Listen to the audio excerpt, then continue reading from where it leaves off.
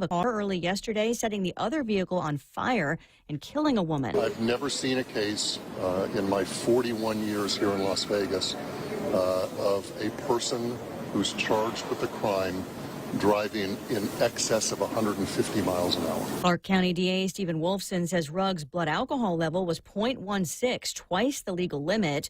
Ruggs was a ride receiver for the Las Vegas Raiders, who released him last night. America is listening to Fox News. Come try Guam's original Chamorro restaurant with Pica's best 5 years running. Mezcla Chamorro Fusion Bistro. Experience Chef Peter's candied salmon over scallion coconut rice, octopus to naktak, Chamorro platter, and their award-winning gourmet hamburgers. Or if you're looking for something healthy, try their keto-friendly menu. Come and enjoy Mezcla's half-a-day service at their Hagåtña and Grand Plaza Tumon location. Call their Hagåtña location at 479-2652 for reservations. Half a day, this is Honey. Here at APL, our expertise and extensive network can help you grow your business and reach out to more global markets. As a responsible carrier, APL is also committed to a sustainable future, whether it's protecting the environment or investing our efforts in giving back to the community. Our dedicated teams in Guam, Saipan, and on U.S. mainland are here to support you. Call 588-4651 or visit apl.com. A pair of law enforcement officers end up on the wrong side of the law in Oklahoma. 2 Tulsa police officers are accused of hiding evidence in a shooting involving the brother of the boyfriend of a former officer who pled guilty to illegally buying a gun for her boyfriend. According to an affidavit, the brother of then-Officer Latoya Dyke's boyfriend used her car in the August 2020 shooting. Dyke reached out to Lieutenant Marcus Harper and Officer Anias Carson for help. When they arrived at her apartment, the affidavit says Harper and Carson removed evidence from the vehicle and told the boyfriend and his brother to keep quiet about them being there. The public has a right to trust law enforcement. Tulsa Police Chief Wendell Franklin. I'm placing both of these officers on leave without pay. Harper and Carson are charged as accessories after the fact. Steve Rappaport, Fox News. Iran accuses the U.S. of trying to seize a Vietnamese-flagged oil tanker in the Gulf of Oman, saying that it intercepted a U.S. Navy vessel. This after reports that Iran's Revolutionary Guard took control of that tanker over a week ago. The Pentagon today calling Iran's claims about the U.S. involvement totally false. Closing time could be 3 hours earlier after a vote yesterday in Miami Beach. The majority of voters fed up with the nighttime violence called for alcohol sales to end at 2 a.m. instead of the current 5 a.m. time. Mayor Dan Gelber pushing for the move as he won re-election Tuesday, declaring victory for both campaigns, saying it's a first step toward turning South Beach's entertainment district into a live, work, play area with new housing, offices, and cultural spaces. Critics said the early cutoff would cost the city millions without stopping crime. A statement from Citizens for Safe Miami Beach say, in part, that the plan will cost 4,100 local workers their jobs, increase property taxes, and cut tens of millions of dollars from city revenues. CJ Papa, Fox News. New records on Wall Street. The Dow up 104 points at the close. Lisa Brady. This is Fox News. Over the past 5 years, confidential data and network breaches have doubled for small and large businesses, resulting in huge financial loss. At GTA, our multi-threat security bundle is a cost-effective solution monitored by our team of experts, ready to detect known malware and stop new evolving cyber threats before entering your network. Protect your business with confidence and call 671-644-1000 or visit gta.net/enterprise. GTA. We start with you. JV International Safety Equipment has it all for you. Fall protection, rain gear, traffic signs, speed bumps, custom signs and banners, PPEs, fire extinguishers, plus more. Check them out on Facebook at JV International Safety Equipment Company or visit their website, www.jvisec.com. JV International Safety Equipment, Guam's leader in occupational and environmental safety equipment. Call 688-9524. JV International Safety Equipment, located in Harmon Industrial Park. Burger King says thank you to our drive-thru guests with a very special offer. Every Monday in November, visit our drive-thru locations in Tumon or Hagåtña, and every 10th car will receive a Fire Grill Wobbler with a coupon with your order. This is the King's way of saying thanks to our valued guests. Check out our drive-thru service 6:30 a.m. to 11 p.m. daily. Please wear your mask and practice social distancing. BK your way, Tumon Bay, Hagåtña, and the Micronesia Mall. Guam Auto Spot has the best selection in Buick, GMC, Mitsubishi, and used cars like the 2021 Mitsubishi Mirage starting at $127 per paycheck, 0 down. Call 671-478-AUTO to take a test drive or get pre-approved online at guamautospot.com.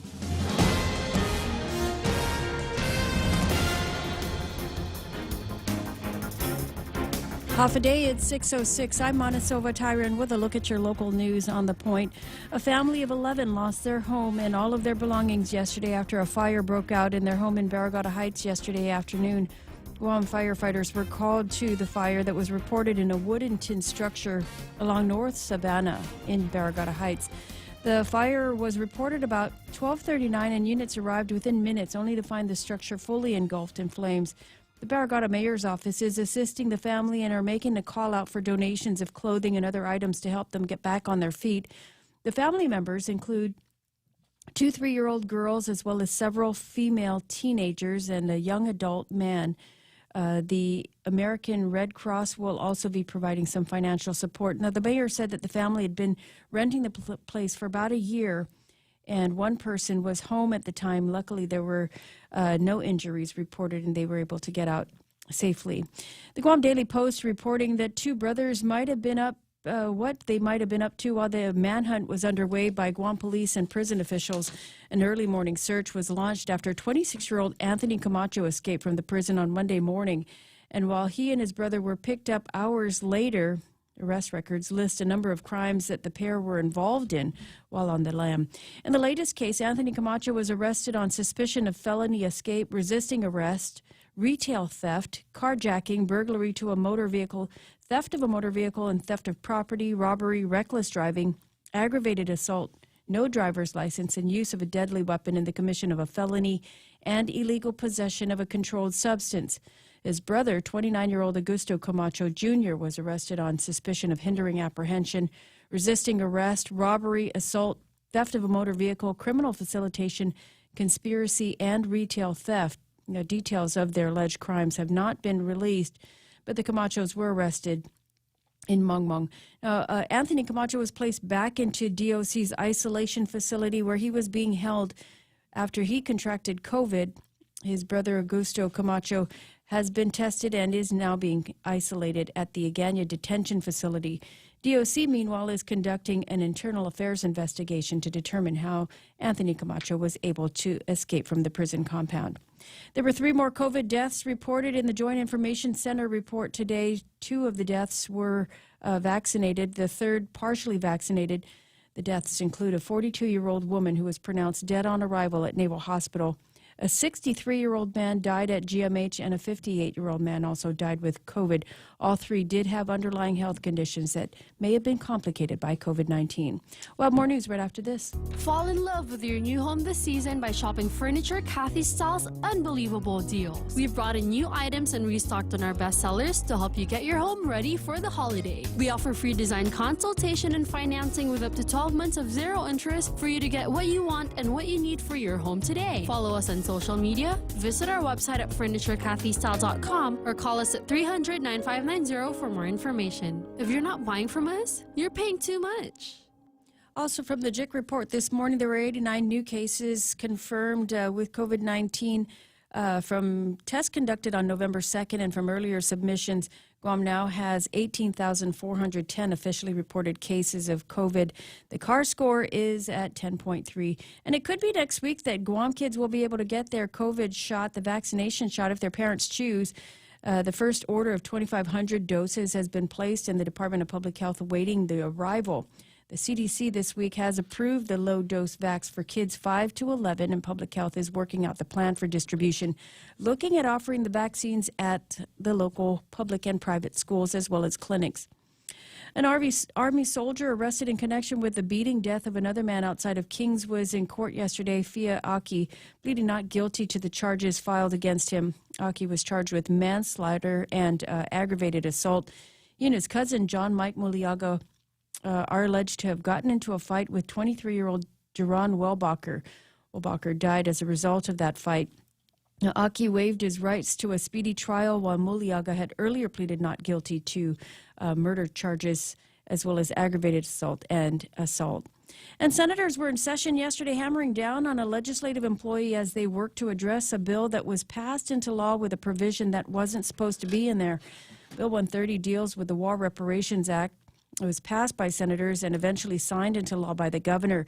But what was missed was a provision that was included in the bill that expanded the eligibility for the reparations, a mistake that could cost GovGuam $150 million. Senators passed the bill not knowing that the provision was mistakenly placed in it.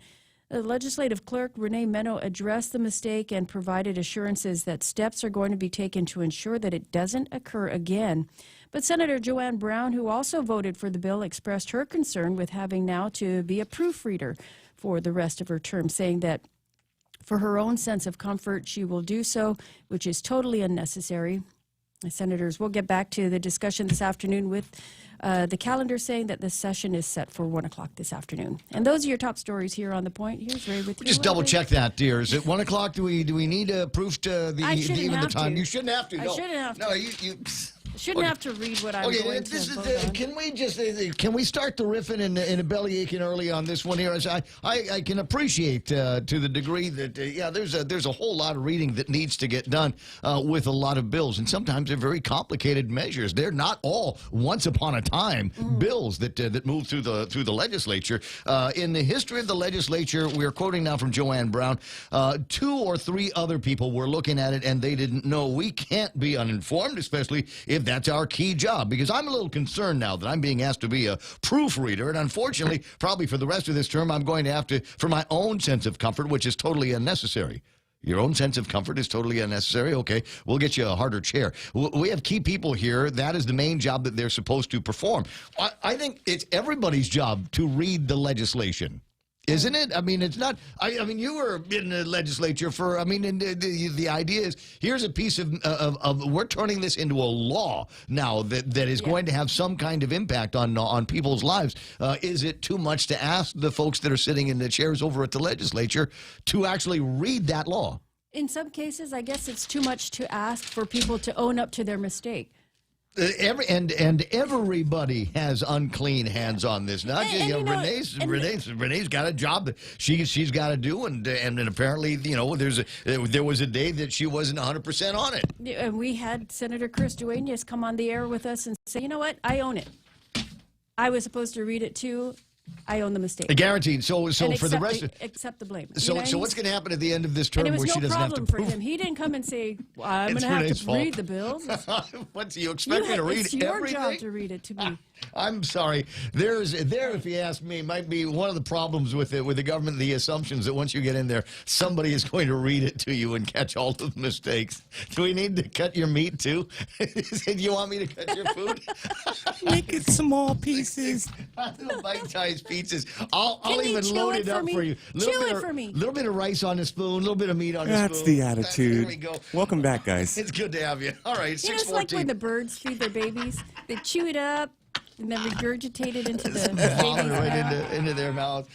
Well, how about that? 6:14. Guess where we're going to be headed today, folks? 6:14. Did you ask for weather? I'm happy you're alive, though. Right? Partly cloudy and isolated showers, thunderstorms too in the forecast. They said the same thing yesterday, and I don't think we got any of that. East winds 10 to 15 miles an hour. Daytime highs 87 degrees. Partly cloudy with isolated showers and thunderstorms tonight. Then mostly cloudy, scattered showers and isolated thunderstorms after midnight. Southeast winds 10 miles an hour in the evening, becoming light, and overnight lows of about 76 degrees. That might be the most comprehensive evening forecast I've ever read from the National Weather Service in my life. What's the weather going to be like tomorrow? I'll surprise you with when we do weather in the next hour. Heat index today is going to be 96 if it comes out to work today. Sunrise this morning, not for another minute or so. Sunset tonight is going to be at 5:52. Hashtag tell the others. Now, I do want to make it's an unofficial announcement, but they don't need to wait for the vaccines. They're here. They arrived, and I know because I know a guy. Were you on the tarmac? I was not on the tarmac. Oh. You were standing behind the little kids. How did they miss the opportunity to do that over at the governor's office? Did they miss the Oh, opportunity someone's in to trouble do now, another man. airplane meet and greet? And You have know, all is the it- kids line up and just wave it in. Just say, Saying Yeah. Jesus loves the little children, but not the unvaccinated children. Jesus doesn't love the unvaccinated children. But anyway, so yeah, well, I know a guy who knew the guy that flew the airplane that brought the little kid vaccines Well, in. you know a lot of guys. I know a lot of guys, yeah, and Pilots. he was over at the beach yesterday, and I hope his piloting skills better than his stand-up paddleboarding skills. Oh, boy, Oh, Ray. man. What? Wow. I didn't say his legs. name. I didn't say the guy's name. I know. You think they might be able It's to match? not easy. No, I guess it is. I'm not going to say anything because I've never actually been able to stand up on the stand-up paddleboard That's in the because water. you have somebody paddling for you. Yeah, well, that's the point of having a lumberjack girlfriend, is it not, Real Joe? It To is. have- listen, what's the job here? With my job description, you are the paddler. It's your paddle board. I Does am she the read passenger. your documents too? She chews my food and reads. So where were we today? So 6:17 in the morning. There's news and weather together.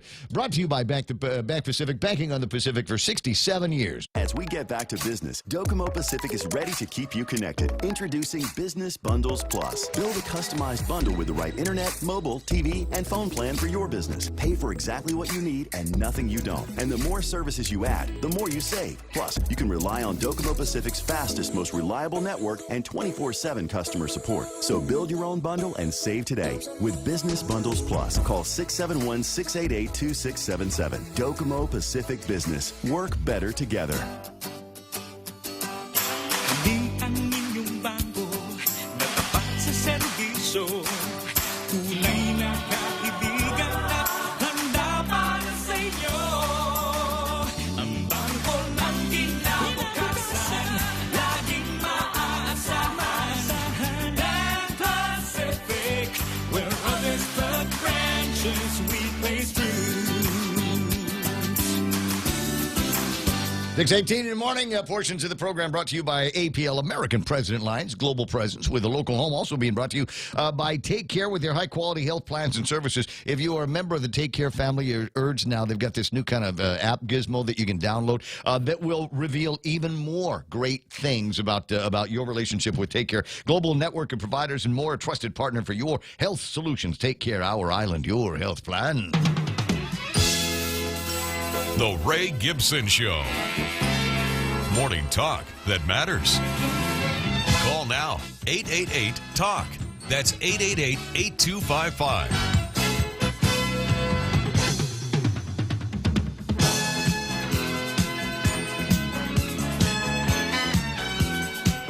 I think you got one more day in me. I think you got one more day in talk radio in the entertaining and informative talk radio with the occasional. I'm not even going to call it a gratuitous swipe. I'm sorry. They say she actually said that out loud in the record that she's going to have to be the proofreader now. She did. Huh, okay. She did. It's on YouTube if you want to go pull it up. Well, you know what? Let me Just search for it. I'm not, I'm not all that passionate about it. It's not the first time I've heard things like that from the legislature. I just didn't realize you're saying the silent part out loud. Do you realize that, right? Hey, welcome to the program. Excuse the mess. It is the Ray Gibson Show, 93.3 The Point. My name is Ray. Thrilled as usual to be here with you, but even more with an increased sharpness to that thrill, huh? And it has to do with the fact that America is riding the red wave. Yeah, and God, I hope we do too here. Wouldn't that be? Were you all watching? I know I was. I mean, I had some chores I had to take care of yesterday, and some technical connections that I needed to make, and I powered through that because I wanted to get back to the internet. I wanted to get back to where I could watch what was going on. In particular, in Virginia, that one there seemed to me the big fight and what would have been the bellwether for all of these different elections and contests going on across the country. And I watched that for a couple of reasons. Because number one, I really like this Youngkin guy, and number two, I wanted to see how the Democrats were going to try to steal the election. I really was. Yeah, you had your monocle on, right? Because they had these guys. There were all these people that were going to the polling places, and they were getting turned around for not wearing masks. It's like, oh, you're Democrat, go right in. Oh, you're Republican, where's your mask? Are you vaccinated? You got to do. And so they were making it literally in some places making it difficult for people to go in there and get their votes. But it finally happened, and the votes were all counted, and I got my cue that it was done in Virginia from CNN. When I saw CNN calling it for Youngkin, then I knew the thing was over. Even they couldn't figure out a way to shine that shoe any better. And so I went to, it was Fox News that was carrying footage of the acceptance speeches, and number one, they have got a great lieutenant governor. Oh, really? Yeah. Jamaican, openly bald, African-American Marine. Oh. She's a Marine. Her husband is a Wow. Marine. Yeah, it's a she. That's what we needed. And now we're waiting. I'm waiting again now on the liberal media, the mainstream media now to start crowing about her, because I think it's a fantastic feat. Women of color, people of color, and women of color, in particular, Republican women of color, have done very well in some of these races. So that's number one. I can't remember her name. Winsome, I think, is the name. And she told the story about how her father came to America from Jamaica with $1.75 in her pocket, in his pocket, in the midst of the civil rights movement in the 1960s. And she basically came out with a message for everybody: stop trying to divide us. It's not the 60s anymore. And if he can come to America and do as well as he did, if she can perform as well as she did in America and in the military, then there really is no more call for oppression. I thought that was great. Then this guy Youngkin gets up. After his beautiful wife and kids welcomed into the stage, he gets up and he starts, all of a sudden, he starts going into what they're going to be doing day one. And I thought that was awesome. And among the things that the guy wants to do on day one, folks, people that have been listening to this program for a while, this will ring familiar to you. He wants to eliminate the taxes on groceries. How long have I been calling for that? For years. Praise the Lord. Yeah. Yes, exactly. And medication. Probably working on medication as well. They've got a massive. They're going to be doing a taxpayer rebate from all of the money that the government there has got. And the other thing is he knows how tough it is with the price of gas going up everywhere, and in Virginia as well. So he's going to roll back the most recent increase in liquid fuels tax. He's brilliant. Yeah, he's And what color brilliant. is his cape? Exactly. Does he have a cape? Why can't we do that here? Why can't we do that? They're still trying to figure out whether they've got access and can spend any of that surplus in the government of Guam. And the question that I have is, how come nobody's brought up the idea that maybe we could take some of that surplus and rebate it back to the taxpayers? Wouldn't that be something people could use? Wouldn't that be great? We knew that they made all kinds of additional money, and they've got surpluses in revenue, and it was a nice idea to take that surplus and give it to the hospital, which they never did. But how about if we take any surplus that we've got from the FY21 and apply that to a tax rebate for the people of Guam? Wouldn't that be something? Anyway, 624. I'm really excited about that. A bunch of other races broke in our direction, and we'll talk about that as the program continues. I do got to do a shout early before we get to the top 10 this morning to Charlie Robeson. He's actually in the top 5 this morning. But he chimed in early. He said, Hoffa Guam from Kennesaw, Georgia. 2 big wins today. The Braves are once again national champions. And, Ray, they only did it in 6 games, not 27, as I previously speculated. Thank you very much.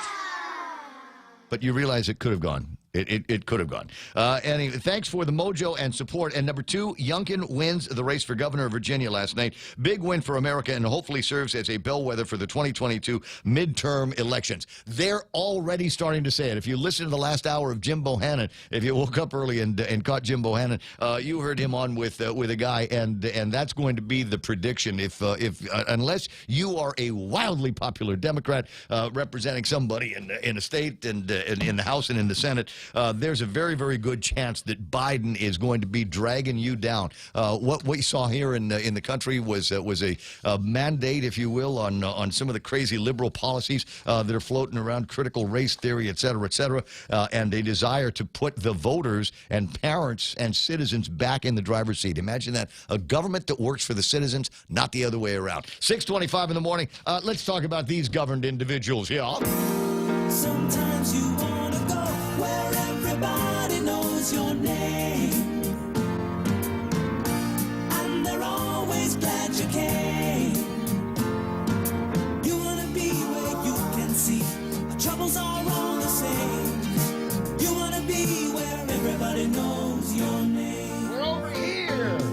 You want to go where people know people are all the same. You want to go where everybody knows your name. All right, what a great way to get started. I'm just unbelievably thrilled here this morning. It's a great morning. And as usual, it's nice to be in this celebratory mood with all the people I love to celebrate, including number one today, Rico Blancaflor. Big Rico man, number one. Colin Clark is coming in at number two. Where'd you get your sunset last night, bro? Who else is online? Sandra is there. Sandra Rage is online. I got Charlie Robinson, like I said, in the top five. Ken Brown in California. Mike Grace Bloss. Jay Nauta. Valerie San Augustin Untalan. Pam Duvall. That's the mom of the show. And pretty Sarita Garin, who's also likewise a mother. And you might have heard last Friday we had... Brother James Martinez and Francine come in from Guam. What is it? Construction GCA. And towards the end of the interview, I got a note from Sarita that said, "Oh, by the way, Mandy hasn't gotten her certification yet. She took part in this big deal that they had over at the place." And James said, "Oh yeah, we're going to take care of that." And they did. So here's a picture of Sarita's daughter Mandy, who is all lined up with Brother James. Wow. And you can see in her Congrats. hand, scooch down a little bit, there's her certificate. And now she can work. She can work on virtually any construction project on Guam now with this certification. Yeah, she knows more about tools than me. She's like 15, dude. She's like 15, 16 years old. She's like a general in her high school awesome. ROTC. And yeah, she's got and we let her shoot guns when she comes by the firing range, which Strong is lady. very, very cool. There you can see her in the picture with all of the other ones. She's like the youngest one there in getting her certificate. So congratulations to you, Mandy, and Sarita, and Brother James for looking out for the youth of our community. It's 6:27 in the morning. Who else is online? I haven't had a chance to take it kind of from there. Hold on, let me see.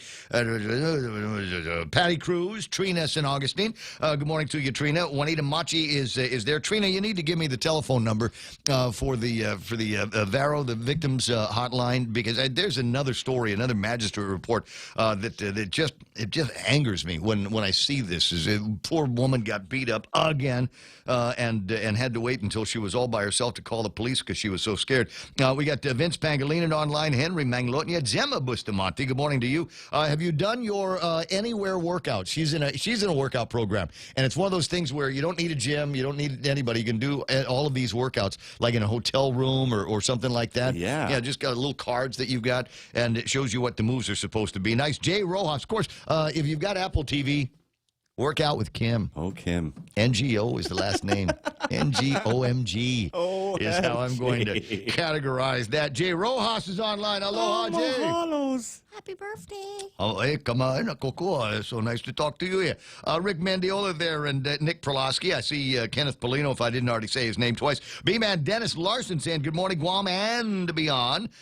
Greeting from Gemma, for me and Mana and Real Joe and everybody else listening. Pleased to have something else to celebrate. I passed my certified professional coder exam for medical coding.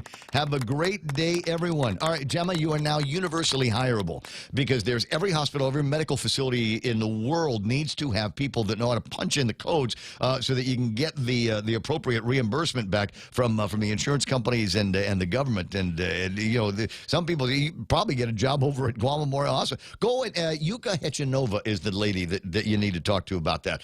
Pat Saho is online. Perlita Delamar Garcia. Buenas to, let me see here, Carl T.C. Gutierrez. Who's that guy? Anybody recognize that name? Just bring him back. Sounds familiar. It does. Are you here? Did you go to Korea yet? Congratulations, Carl T.C. Gutierrez, Jerry Perez, Colleen, and everybody over at the GVB, because it's becoming noticeable now. The Koreans are coming back. Yeah, you know how I know? You know why? Because this one guy just had just out of the blue, kind of hang a U-turn down there in Tumon, and. You know how it is. You pull up to the car and then you kind of stare inside and you go, okay. And you look, if it's a stupid looking person, you cut them some slack, and if it's a Korean, you cut them some slack too, because you go, okay, I understand. Don't know the rules of driving around here, because you remember these guys. Yeah. There's the things that we have to relearn about the Korean tourists as they begin to make their way back here is number one, they will stop the car in the middle of the street to check their map on the phone to find out if they're going in the right direction to get to Ross. It's true. It is true. Going in the wrong direction, just look real quick, and then bam, hang that Louis. Though I have not yet seen the procession of Korean hot pants just yet. And another question for you, Carl T.C. Gutierrez, if you're out there, where are these Taiwanese Marines training? Really? You have not heard the story. I haven't heard the story of Taiwanese Marines. Taiwanese Marines. Okay, so there's a couple of stories. I had it yesterday, but I didn't have a chance with all the interviews to talk about it.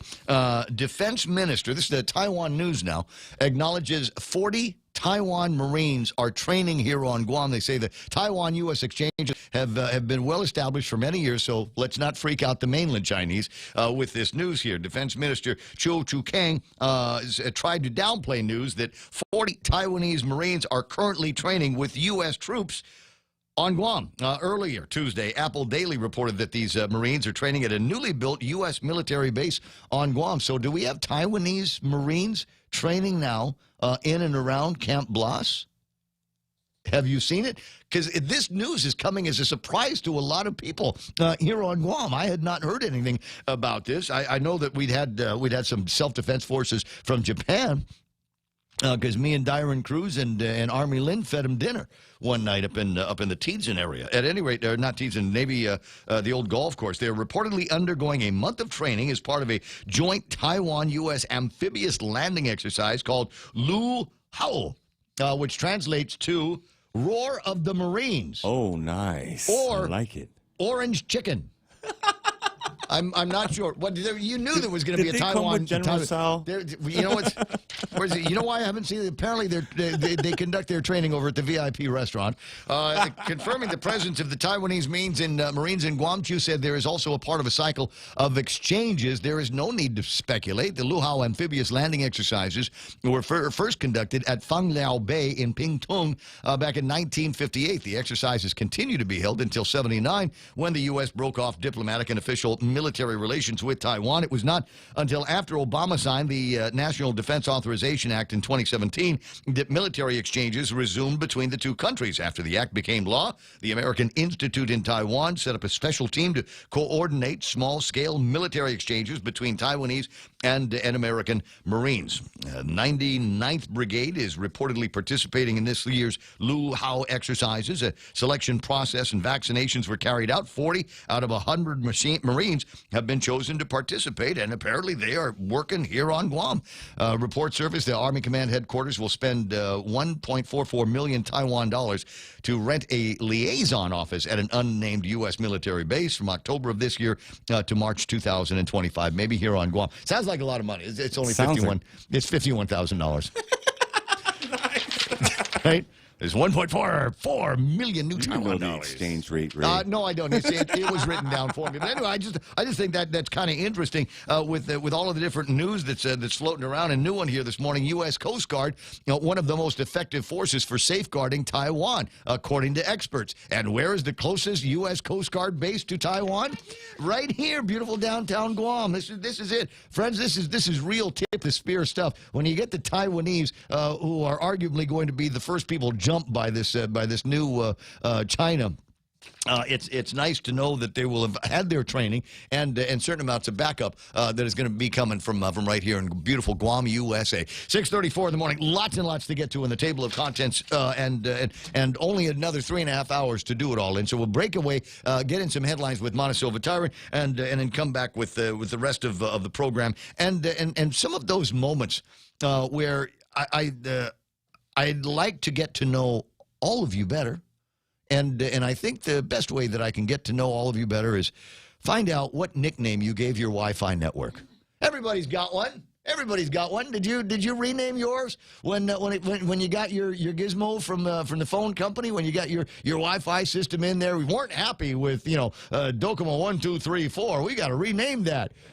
Did you rename yours GPD Porn Patrol?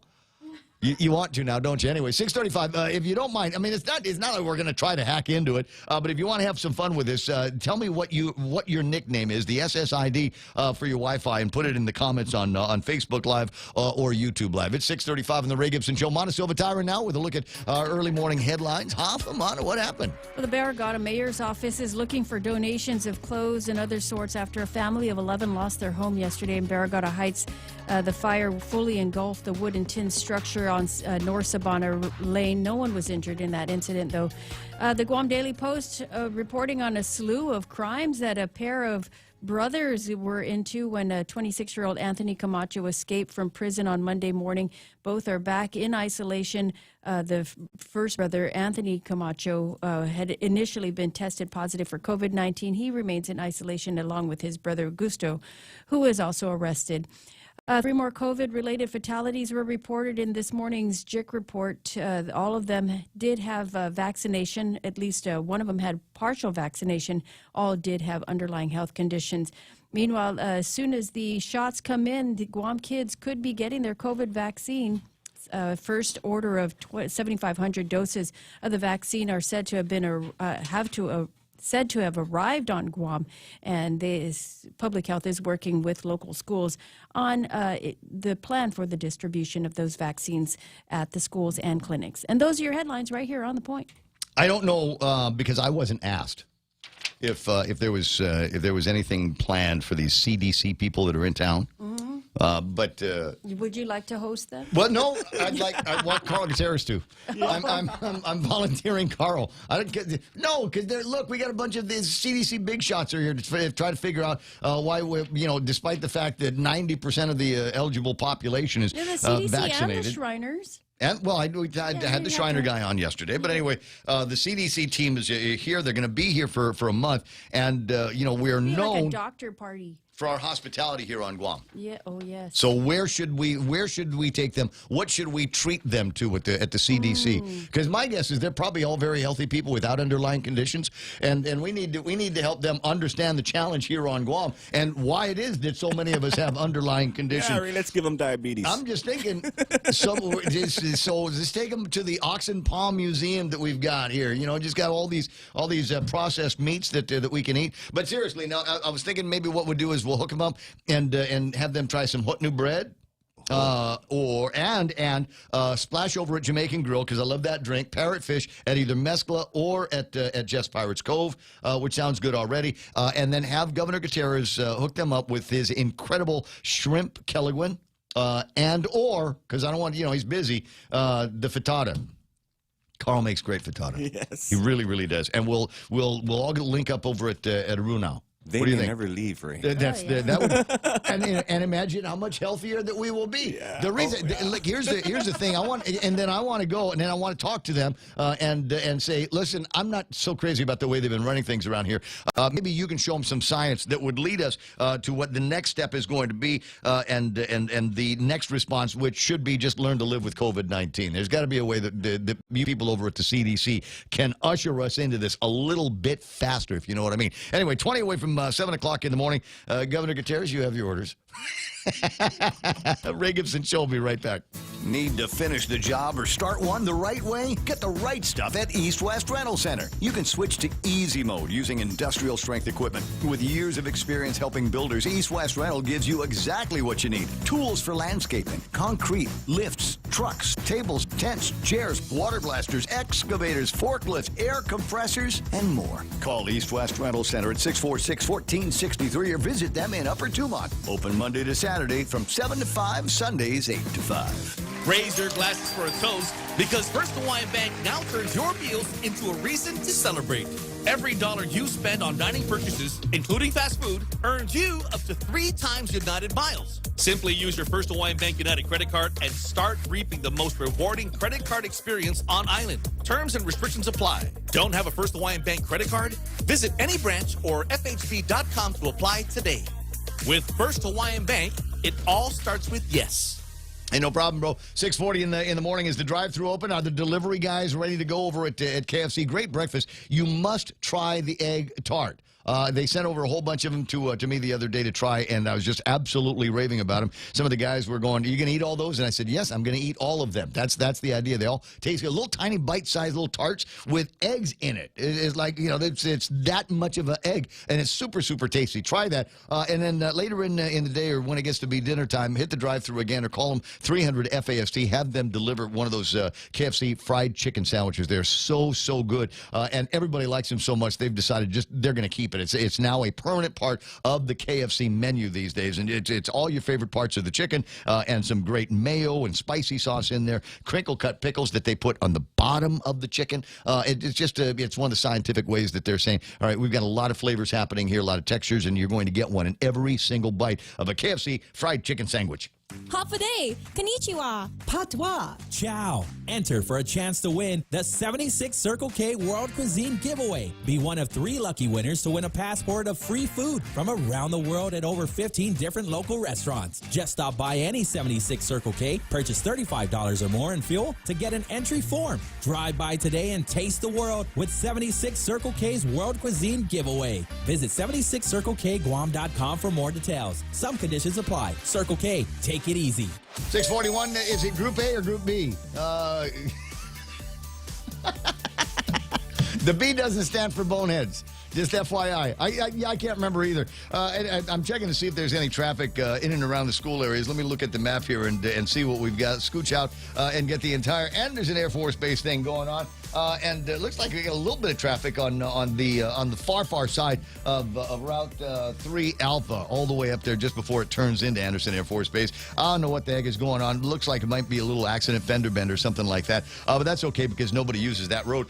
1 and 3 looking pretty good so far. 1 and 27 also looking good likewise as we make our way southbound into Dededo and Upper Tumont. A little bit of intersection traffic. That's all I'm looking at right now. Route 8 starting to get busy just past that one good intersection that gets everybody into Teedson, and then we are going to be in the traffic light hell all the way into the downtown Haggetnia area. If you got kids that go to Harvest, try to get them into Carline now. And then we get a little bit of traffic on Route 4 and some of the usual spots into the downtown Haggetnia area.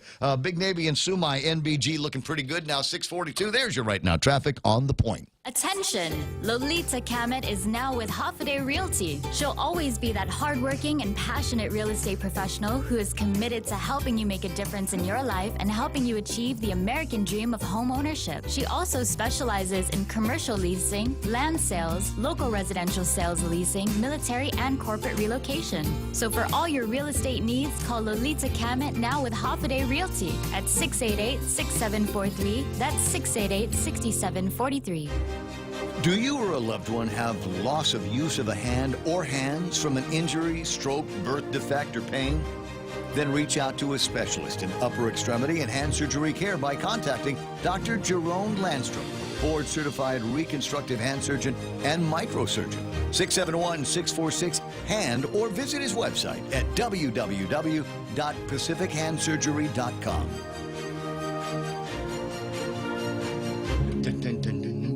Rediscover talk radio here. It's the Ray Gibson Show. Call now, 888-TALK. That's 888-8255.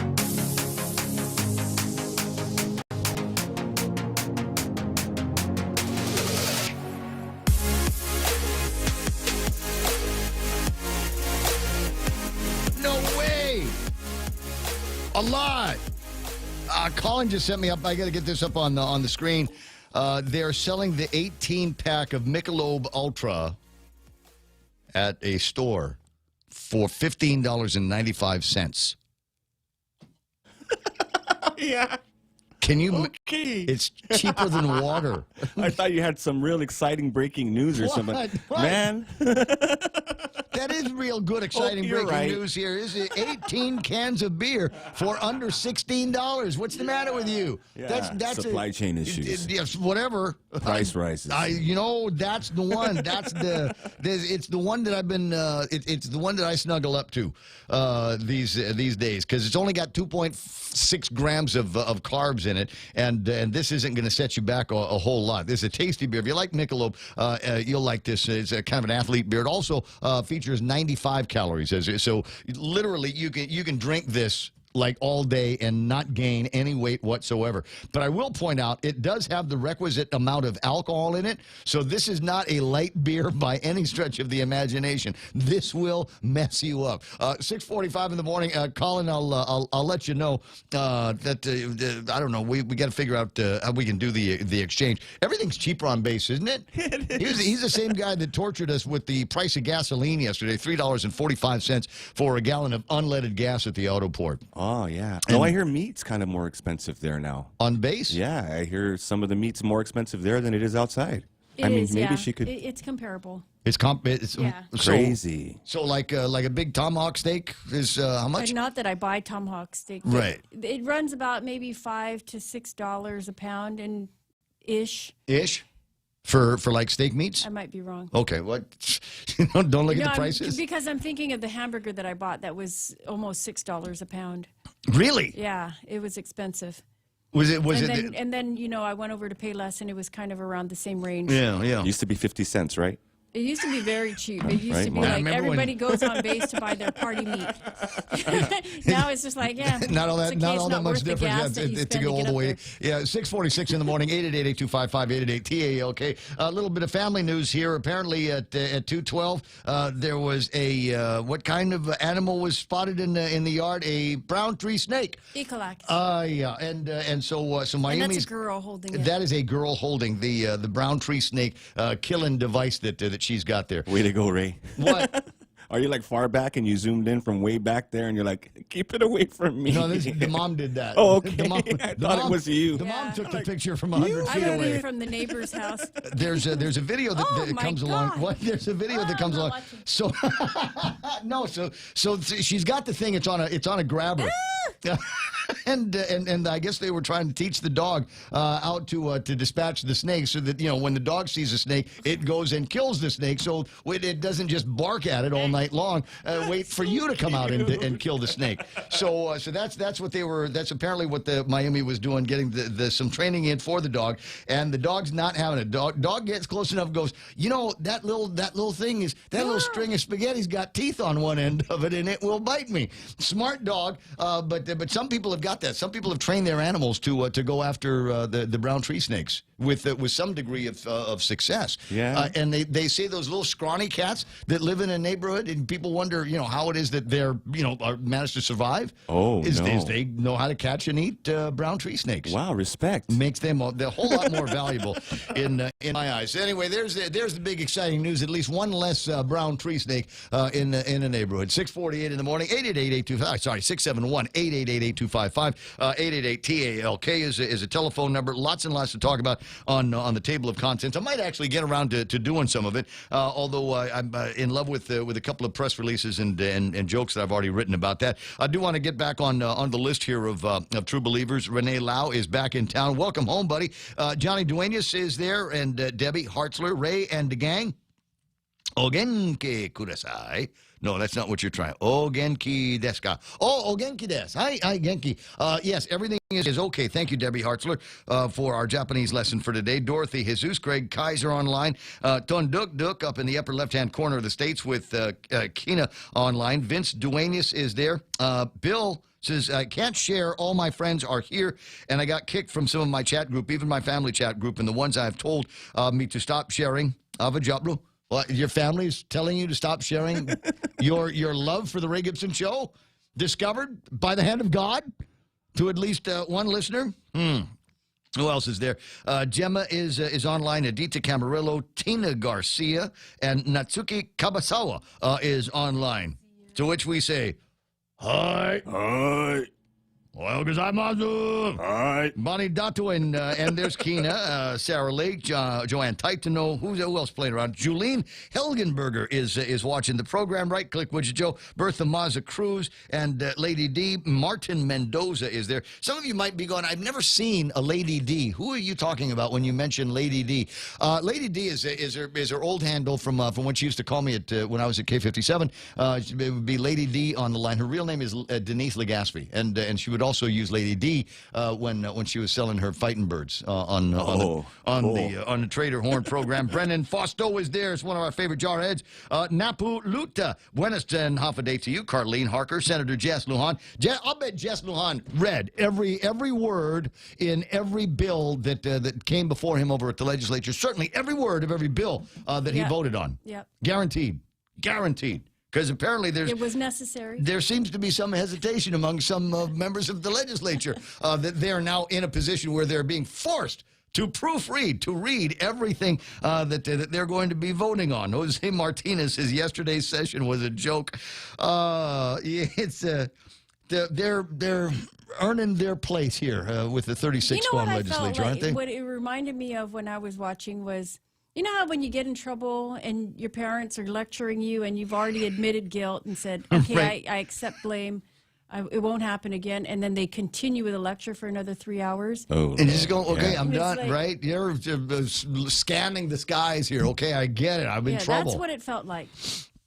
And you were just a spectator. You're just watching the thing. I felt for her. Because I know Renee, too, and she's just a great person and a hard worker, too.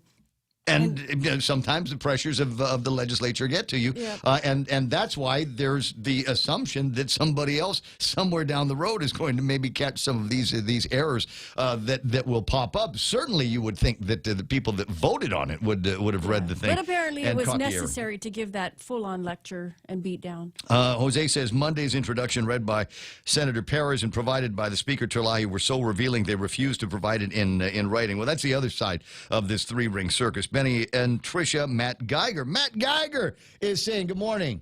Oh, wow. Good morning, Mr. Geiger. Dude, still alive, I see. I don't hear from him all that often. Yeah, well, I see him on fishing Facebook. I gotta tell you, I never see people in real life. I always try to look out for Matt because he's the only other white guy that wears short shorts like me. Okay, wait. Oh, yeah, I'll back it. It's the only other straight white guy that wears short shorts like me. Okay, that makes sense now. That it was not allowed to, that it was allowed to not be provided was a gross violation of transparency and the law. We all agree on that, Jose. Kenneth Polino is there. You're welcome, Sandra Regis Sayal for Senator. Gene Uggan Martinez watching the show. Renee Benny and Austero is checking in this morning. Charlie says, I received my second Pfizer jab today against my will in order to keep my job. Doesn't that suck? And you can eat in a restaurant. Congrats, man. Doesn't that suck? It does suck. So I can keep my job. And not out of an overwhelming sense of your own personal health and safety. Because you've probably already gone through all of this determination in your head. You have weighed the need to get vaccinated and the promises in the vaccine with your own personal risk potential and decided that it wasn't worth it. And then here comes the governor and government that says, well, if you want to continue working, you need to get this jab. That's a ridiculous kind of extortion. And anymore, they're not even saying that at least the teachers here can test their way out. That's duress. I know. It is. Ask me. It's certainly overreach. But in a lot more, in a growing number of these mandates, they're not allowing for weekly tests. They're just saying, nah, screw you. You get the vaccine or you don't work here anymore. And welcome to America. Anthony Kaminga is online. Joan Billabay, Margaret Estachio, Buenos and Zenhafade. Let me see here. Ismail is checking in. Good morning, sir. So, Mr. Top of the morning. Poopy Pants Believes the loss in Virginia and possibly New Jersey has nothing to do with him. Wow, someone's in denial. As the leader of your party, everything is your fault. Not to mention, it's your agenda that those states were pushing. I believe people are waking up and have buyer's remorse. We went from a president who gives a blank to a president who takes a blank. Let's go, Brandon. I love you as my, you are my hero. Let me see who else. It's just Carl Gutierrez loved this show because of the clever turn of phrases, and sometimes it's not my turn of phrase. Jules Tejano is there. Tony Uggan, Carolyn Long, and did I say Mary Tesnuke is online. Brandon Glazer, Ron Castro, our favorite artist, is online. Anthony Toves and John Ananich is here. Here I am, Lord. Is it I, Lord? Are you running? Are you running? Are you running? Just jogging. No, I want to know. Sandra, I'm going to make this point for Sandra again. We're 296 days away from the primary election here on Guam. And this is one of the things that we're going to see. You go through all these races in the states, and one of the things that you will note is there's a whole lot of names you never heard of before. There's a whole bunch of people who were just citizens of their towns or their cities and have just had it up to here with the nonsense that we are calling our government. And it's not just the federal government. There are local governments and municipalities and towns that they're just saying, we got to get rid of these people and get some folks that have got some common sense. The government is not working for the people. It's the other way around. And I just think that the people of Guam need hope. And we're tired of looking at the same names, tired of bringing back the same guys and hoping it'll be different this time. And it's not any different than it was before. I'm telling you. Think about the last 4 years. Go back in time 4 years. COVID notwithstanding COVID, it doesn't make any difference to me. What has the government done for you? Really? What have they done for you? Oh, they gave me all that PUA money. That wasn't the government. That was the taxpayers of the United States that did that. Oh, I got my PPPs and my PPA. Whatever. It's not. That didn't come out of Lou's pocket. That is not something that her and Josh magically coughed up. That come out of the states. Really? What has the government done for you that you've got some kind of lasting affection for? It's time to bring in some new guys.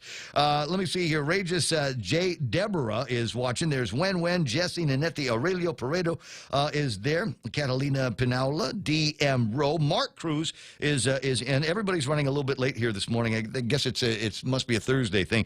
Romeo, Miranda, and Raspberry, and plenty others are in the deal. 6:56 and change. I was people go, why you spend so much time reading off the names? It's it's number one, it's my roll call. Number two, many of you will remind me of different things that I need to keep track of while I'm doing the show. Later on. It's like Romper Room. It is like Romper Room. Yeah. I see. Who do I see here? Love it. I see Rico. I see Carl Meyer, who's checking all the way in from Sacramento, California. Oh, God, she was hot, wasn't she, Ray? What's that? She was hot. Were you the host talking of that about? show? Where? Oh, the show. Yeah, the Romper Room. Wasn't allowed to watch that show. Oh. Landon Nadler, Joe Mesa. Hey, that's the Gunga. We've got a Gunga on the line here this morning. Is my brother from another mother, Gino Perez. Oh, morning, Gino. Are you back? Are you in town? I'm just kind of curious. The guys, because he and I, when we were kids, we lived on the same street. His was a mile away, but it was the same street. And every once in a while, he'll come back to Guam, and I'll see his sister and say, "Hey, Gino's back in town." I'm like, "Okay, tell him where my house is. I haven't moved. It's right down the street." Primo. And we keep missing each other every single time. But we're the kind of friends, though, where we can get together and pick up the conversation from where we left off, even though it was in the 1990s and he didn't have kids yet. We got Trina St. Augustine, Varo Guam hotline, 24/7, 671-477-5552. Everybody that answers the phone there is trained to help, trained to give you advice, and trained to help you figure out how to get you spirited out of that hellhole you call an existence without getting into too much trouble, without ever being found again if you really, really want to. Mark Voigtland, Carlos Barreto, and plenty more. Looking to see if we've got those internet phrases. Camo Dojo, Baby Rambo. Debbie Hartzler says, funny bunny. Baby Rambo? Camo Dojo, Baby Rambo is If you're doing war driving around Mike Grace's place, that's what his. I'd asked what did you rename the SS? Remind me to do this all morning long. What is the SSID on your router? Everybody's got one of those things, a wireless deal, and I know you're all trying to figure out how to hack into your neighbor's house and get yours. But what is yours? Mine's boring. Mine's boring. Mine's Ray Google. That's it. And because I've got two. I know you're going, oh, of course you have two. So I've got Ray Google, I've got Ray 671 is the distinguishing, and neither one of them are open. Debbie Hartzler says hers is Funny Bunny. Charlie Robinson says FBI surveillance. Vince is called Barracuda Cruise. John Adonich's Wi-Fi is named the A-Clan. I love that. We'll go over some more of these as the program continues and check out some of the other viewers. Do me a favor, hit the share button. We got to break away from this conversation right about now. Find out how many other states are riding the red wave all across the country. Fox News Live here on The Point. The president sends a message to fellow Democrats. I'm Lisa Brady, Fox News, taking questions a short time ago after yesterday's election results on whether his lagging popularity was a factor for Democrats underperforming. Fox's Gernal Scott has this live. Lisa, the president said if his infrastructure and budget initiatives passed prior to Election Day, maybe the outcome changes. But I'm not sure that I would be able to have changed the number of very conservative folks who turned out in the red districts who were Trump voters. In governor's races, a Virginia loss and a virtual tie in New Jersey led the president to the way to avoid similar midterm outcomes. I think we should produce for the American people. When asked, the president did not immediately assume responsibility for the poor performances at the polls. Lisa. Thanks, Gernal. Meantime, a voting rights bill fails to advance again in the U.S. Senate. Fox's Jared Halpern is live on Capitol Hill. For the fourth time since the summer, Senate Democrats tried to advance a voting rights measure designed to reinstate pre-clearance of state voting laws. Today's obstruction was only the latest in a series of disturbing turns for the Republican Party. Senate Majority Leader Chuck Schumer said the Republican filibuster denying debate on the John Lewis Voting Rights Act was a low point. All but one Republican, Alaska's Lisa Murkowski, voted against the procedural motion. In order to let Attorney General Garland dictate voting procedures, Democrats want to overturn Supreme Court precedent. Republican leader Mitch McConnell warns of a federal power grab over state elections. Lisa. Thanks, Jared. President Biden urging parents to get younger kids vaccinated a day after the CDC's final approval for ages 5 to 11. My administration is ready. We're ready from day one today, organized and have a plan for this vaccination's launch. America is listening to Fox News. Contact Express Financial for all your financial needs. Express Financial is consumer lending at its very best. They also have a host of dealer service programs with quick approvals. There are 3 ways to apply. Over the phone at 637-9834. You may visit their office in person at 600 Harmon Loop Road across the street from Costules. Or you can also visit their webpage and apply at myexpressfinancial.com. In most cases, you'll get your money the same day. Fuel up today with the new $8 gasolina meal. 2 all-beef Nathan's hot dogs, a big bag of chips, regular size M&Ms, and a 16-ounce gasolina energy drink. The brand new drink in a black can that brings a burst of energy. Drive in now and fire up your day with the $8 gasolina meal. Promo is only available at your favorite Circle K Guam locations while supplies last. Circle K, take it easy.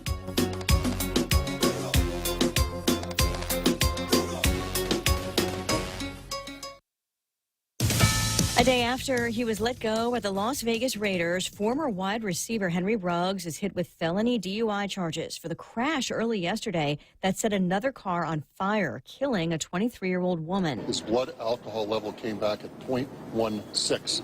That's twice the legal limit. Clark County, Nevada DA Stephen Wolfson says the Corvette Ruggs was driving topped 150 miles per hour.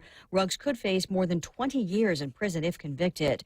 A last-minute disruption to seating a jury for the trial of 3 white men who who killed Ahmaud Arbery, a black man out for a run in their Georgia neighborhood last year. Just after the potential jury pool was narrowed to 12, the prosecutor, noting that only one juror was black, accused the defense of race-based decisions to eliminate 7 black panelists. A defense attorney denied it, saying those potential jurors showed bias in their answers to attorneys' questions. The judge has yet to rule. A lot of us have had a lot more screen time during the pandemic, but the average daily use among teens more than doubled. In a study published in the journal JAMA Pediatrics, the group of international researchers found screen use rose to 7.7 hours per day from pre-pandemic estimates of 3.8 hours per day. This study used data from the Adolescent Brain Cognitive Development Study from 2016 to May 2020, which had more than 5,400 teens self-report the hours they spent looking at a screen during a typical day. Using data software, researchers also found poorer mental health and greater stress were associated with higher total screen use. Fox's Monica DeLuca. The Fed's pandemic help for the economy will start winding down this month with a reduction in bond purchases, but they're still leaving interest rates alone for now. And on Wall Street, more records. The Dow up 105 to 36,157. I'm Lisa Brady, Fox News. What's for breakfast at KFC under $3.95, you ask? What's for breakfast at KFC that's different than the other guys, you ask? KFC's chicken wrap, sausage wrap, the Colonel's chicken congee, chicken fried steak, sausage biscuit and gravy, and biscuit sandwiches made with KFC's original fluffy biscuits. All for under $3.95 and all only at KFC. Plus, with waffles and the Colonel's chicken fried rice, we've got something for everyone. So visit KFC for breakfast today. It's finger licking good. Half a day, this is Honey. Here at APL, our expertise and extensive network can help you grow your business and reach out to more global markets. As a responsible carrier, APL is also committed to a sustainable future, whether it's protecting the environment or investing our efforts in giving back to the community. Our dedicated teams in Guam, Saipan, and on U.S. mainland are here to support you. Call 588-4651 or visit apl.com. Come try Guam's original Chamorro restaurant with Pica's Best 5 years running. Mezcla Chamorro Fusion Bistro. Experience Chef Peter's candied salmon over scallion coconut rice, octopus to naktak, Chamorro platter, and their award-winning gourmet hamburgers. Or if you're looking for something healthy, try their keto-friendly menu. Come and enjoy Mezcla's half-a-day service at their Hagåtña and Grand Plaza Tumon location. Call their Hagåtña location at 479-2652 for reservations. Half a day, it's 7:06. I'm Mana Silva Tyron, and here's a look at your local news. On the point, 3 more COVID-related fatalities reported by the Joint Information Center this morning. 2 of the deaths were of vaccinated individuals. The third one was said to be partially vaccinated. These deaths include a 42-year-old woman who was pronounced dead on arrival at U.S. Naval Hospital. A 63-year-old man died at GMH, and then the third one, a 58-year-old man who also died with COVID. All 3 did have underlying health conditions that may have been complicated by the virus. Now, the JIC also reported 47 COVID-19 positive patients are at the local hospitals, with 25 being vaccinated and 21 not vaccinated. 1 patient isn't eligible, according to the report. 2 pediatric patients also at GMH. They are ages 11 and 16. 8 patients are in intensive care. Meanwhile, 89 new cases were confirmed from the tests that were conducted the day before yesterday. Guam now has 18,410 officially reported cases. The CAR score is at 10.3 if you're following. It could be next week that the Guam kids will be able to get their COVID shot if their parents choose so. The first order of the 7,500 doses is said to have arrived. The Department of Public Health is awaiting its plan to be formalized with the Department of Education and private schools. They are looking at having the vaccines available at the schools as well as local clinics. A family of 11 lost their home and all of their belongings yesterday after a fire broke out at their home in Barragata Heights. Guam firefighters were called after a fire was reported to a wood and tin structure along North Savannah Drive. The fire was reported about 12:39, and units arrived within minutes, only to find the structure fully engulfed. The Barragata Mayor's office now reaching out for any sort of donation for the family. The family members include 2 3-year-old girls, as well as female teens and young adult men. The American Red Cross also providing some financial support. The mayor says the family had been renting the place for about a year. One person was home at the time of the fire. Luckily, they were able to get out and no one was injured. Well, more news right after this. Ring in the season with Coca-Cola and Burger King's Holiday Giveaway. Your chance to win one of 4 holiday signature prize packs at participating Burger King restaurants. Each holiday prize pack includes a retro vending fridge, kettle popcorn maker, a mountain smoker, an Arctic speaker cooler, and a camping hammock. Purchase any Whopper combo meal at Burger King or frozen dessert drink and get a chance to win. Check your receipts to get your transaction code and enter online on the Coke Guam website. Promotion ends January 6, 2022. Happy holidays to you from your friends at Burger King. An Army soldier arrested in connection with the beating death of another man outside of King's Restaurant in Timuning was in court yesterday. Fia Aki pleading not guilty to the charges against him. Aki was charged with manslaughter and aggravated assault. He and his cousin, John Mike Muliaga, were alleged to have gotten into a fight. 23-year-old Jerron Welbacher was killed as a result. Aki waived his rights to a speedy trial. Muliaga, meanwhile, had earlier pleaded not guilty to charges of murder, aggravated assault, and assault. And former mental health doctor Abner Pasatempo will appear in an Alaska court for his hearing regarding his extradition to Guam. A warrant was issued for his extradition connected to complaints of misconduct. His court hearing scheduled for November 10th.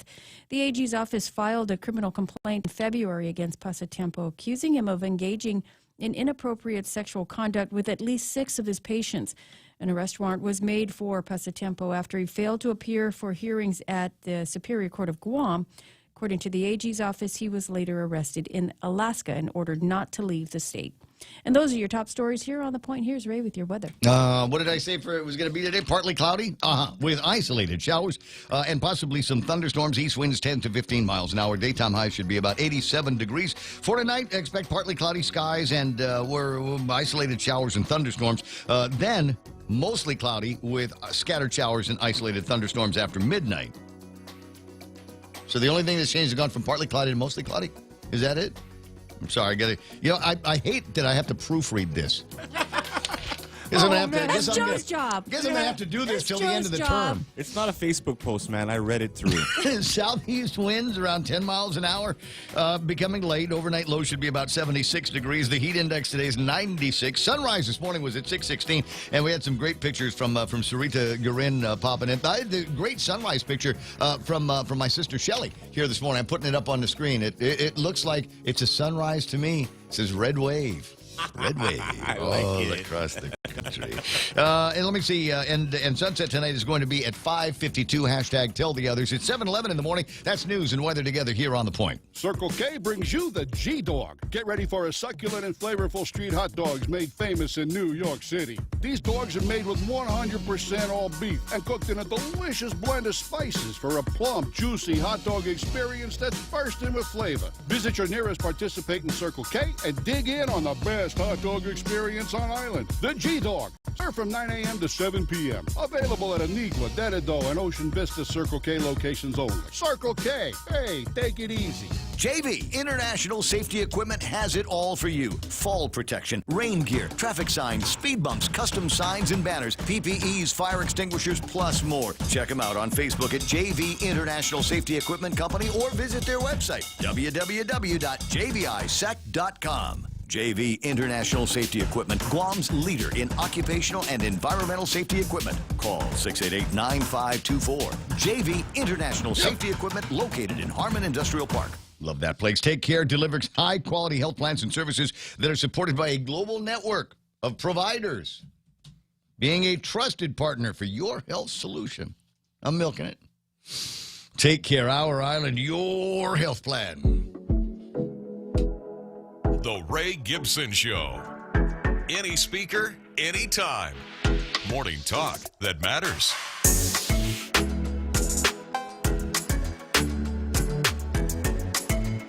7:13, hi, it's It's the Ray Gibson Show on 93.3 The Point. My name is Ray, and had the pleasure yesterday of spending some time with some, I thought, pretty interesting people. I hope you had a good time listening to all the interviews we did yesterday, including the one we had. Last one of the day was with a guy named Nick Brown, works at Relief in Agana, over by Bank of Guam. Just before you get to Bank of Guam, and the drive-through thing that they've got. There's Traps building. What is Howard Traps, right? That was his law firm. Anyway, so when he was here, he brought some stuff for me to try. And I being who I am, there were a couple of other old. I'm not the oldest guy here. There's at least one other old guy here at the radio station. So I said, look, before I try this, would you like to try some? And he's like, oh yeah, perfect. And so he took the tincture and the gummy bears, and I'd already given you one of the creams. Oh yeah, I tried the cream. Okay, and so as it turns out. I told you I started a new exercise program, and every time you start a new exercise program, it comes along with some aches and pains that I didn't have yesterday. So I'm delighted that I still have one of these CBD creams. And I'm going to try it this morning because I'm a little bit tight in the back of the shoulder. You don't just drop and fall asleep on us, man. Oh, really? I hope not. Dude, I got extra jaws. No, you put it on the spot, right? That's the way you're supposed to use this? Topical, yeah. Okay, because I thought maybe you put this in my coffee. Oh, no. Different cream. No, not that cream. That's that was always one of my favorite jokes whenever I'm in the Philippines and you walk by some of these places and they've got these insanely hot women chasing you. And you think, oh, yeah, yes, call me daddy. But they get up to you, and they're all friendly and everything, and they think, oh, listen, I want to show you something. Come back to the kiosk with me. And then you've got to sit there for 20 minutes and listen to them do this lecture about that sand, the stuff that comes out of the sea in Israel. Yeah. You know which one I'm talking about? I tried to rub it on your skin. The Red Sea clay? The Red Sea and they're clay. hot like Mediterranean chicks? Yes, always. Except in the Philippines. They're not Filipino chicks. Oh, okay, yeah. But it's basically the same tactic with some kind of age-defying lotion that you're supposed to put on. But at least in the Philippines, they come by with a small sample for you. And so I always turned down the sample. I said, no, I tried that on my bread for breakfast the other day, and it was terrible. And they just they don't know what to say after that. But that's what I'm thinking about this. Is I gave it to Real Joe yesterday. I said, you don't put this on your cracker, okay, boy? This is supposed to go on your skin only. 7:15 in the morning. Where are we supposed to go? What do we normally do around this time? Business. Okay. Yeah. I mean, the stock market. I haven't really taken. I don't even have the website up for that yet. So I'm going to have to hem and haw for a couple of seconds about some of the other things that are going on. Can we do celebrity birthdays while I wait for the website to pop up? Love those. All right. Today, Sean Combs' birthday is 52 years old. We call him Puffy. Oh, P. Diddy, Puffy. Yeah. What is he calling himself these days? I don't know. He's only got, in my mind, he's only got a couple of those really good songs. You remember when he did the theme for Godzilla? Yeah. That was him? He ripped off the who? No. Okay. It wasn't it was the other band. I know he ripped off Sting's I'll Be Watching You. I think so. Yeah. Gosh, it's been a long time since I played records on the radio. And now you know why. It's been a long time since they played records on the radio. Okay, I'm going to talk about your heartthrob when you were a little girl. He's 60 years old today. Ralph Macchio, the Karate Kid. Ow. Is 60. Ralph Macchio is 60 years old today. Still looks 12. Well, here's the thing, and we all agree on this. After having watched Cobra Kai, the entire first season of Cobra Kai, we now know. And second. And the second. We now know that Daniel LaRusso was the bully. He was the bully. Yeah.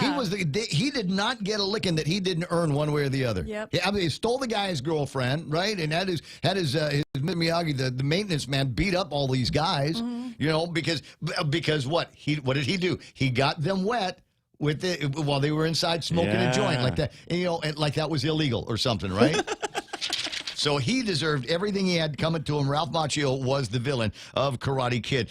She's been to Guam. It's been many, many years, but I want to say she came out here for a Cancer Society gig a few years ago. We remember her as Hot Lips Houlihan from the television show MASH. Loretta Swit is 84 years old today. Loretta Swit. Oh. Yeah. I think she always did fantastic in that movie, in that TV show. But the original Hot Lips in the movie MASH, That's the real deal right there.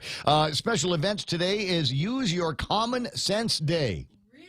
Yes. Read every word of the measures that you're voting on. It's not that hard. I shouldn't have to. I've read many of them. That's Joe's job. It's Men Make Dinner Day. Men Make Dinner Day. All right, how many Chamorro households are there where, for the most part, the men do the cooking?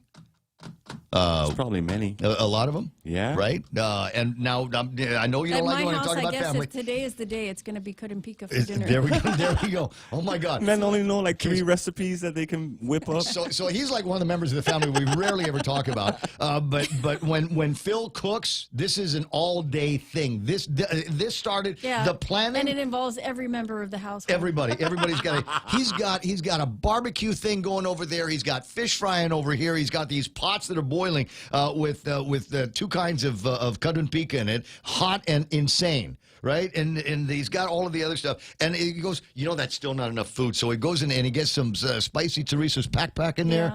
And somebody's going to be doing chicken wings. It's just one of those. And it's like, what are you doing? He says, I don't know. I got a friend coming over. Yeah. He's like, a guy from the office is coming over. I got to cook something to eat. And my favorite days are the ones where they say, hey, Ray, what are you doing? You want to come over to the garage and drink some Bud Light and eat some of Phil's food? Yes. Well, somebody's birthday is coming up soon. So. Birthdays. So I imagine, we could be getting together over at the ranch for that. 7:19 in the morning, Easy Bake Oven Day. Did everybody's big sister have an Easy Bake? Yeah, mine did. Shelly had one. Shelly had an Easy Bake Oven when we were growing up, and it was always amazed me that you could cook with a light bulb. Yeah. Right? 100-watt light bulb. With a replacement. Do you remember? And then they started banning it because kids were getting burned because of the 100-watt light bulb. Melt And I'm going, these are the stupidest kids in the world. If you can cook food with it, keep your hands away from the thing. Unbelievable. And to our Indian friends, it's Diwali.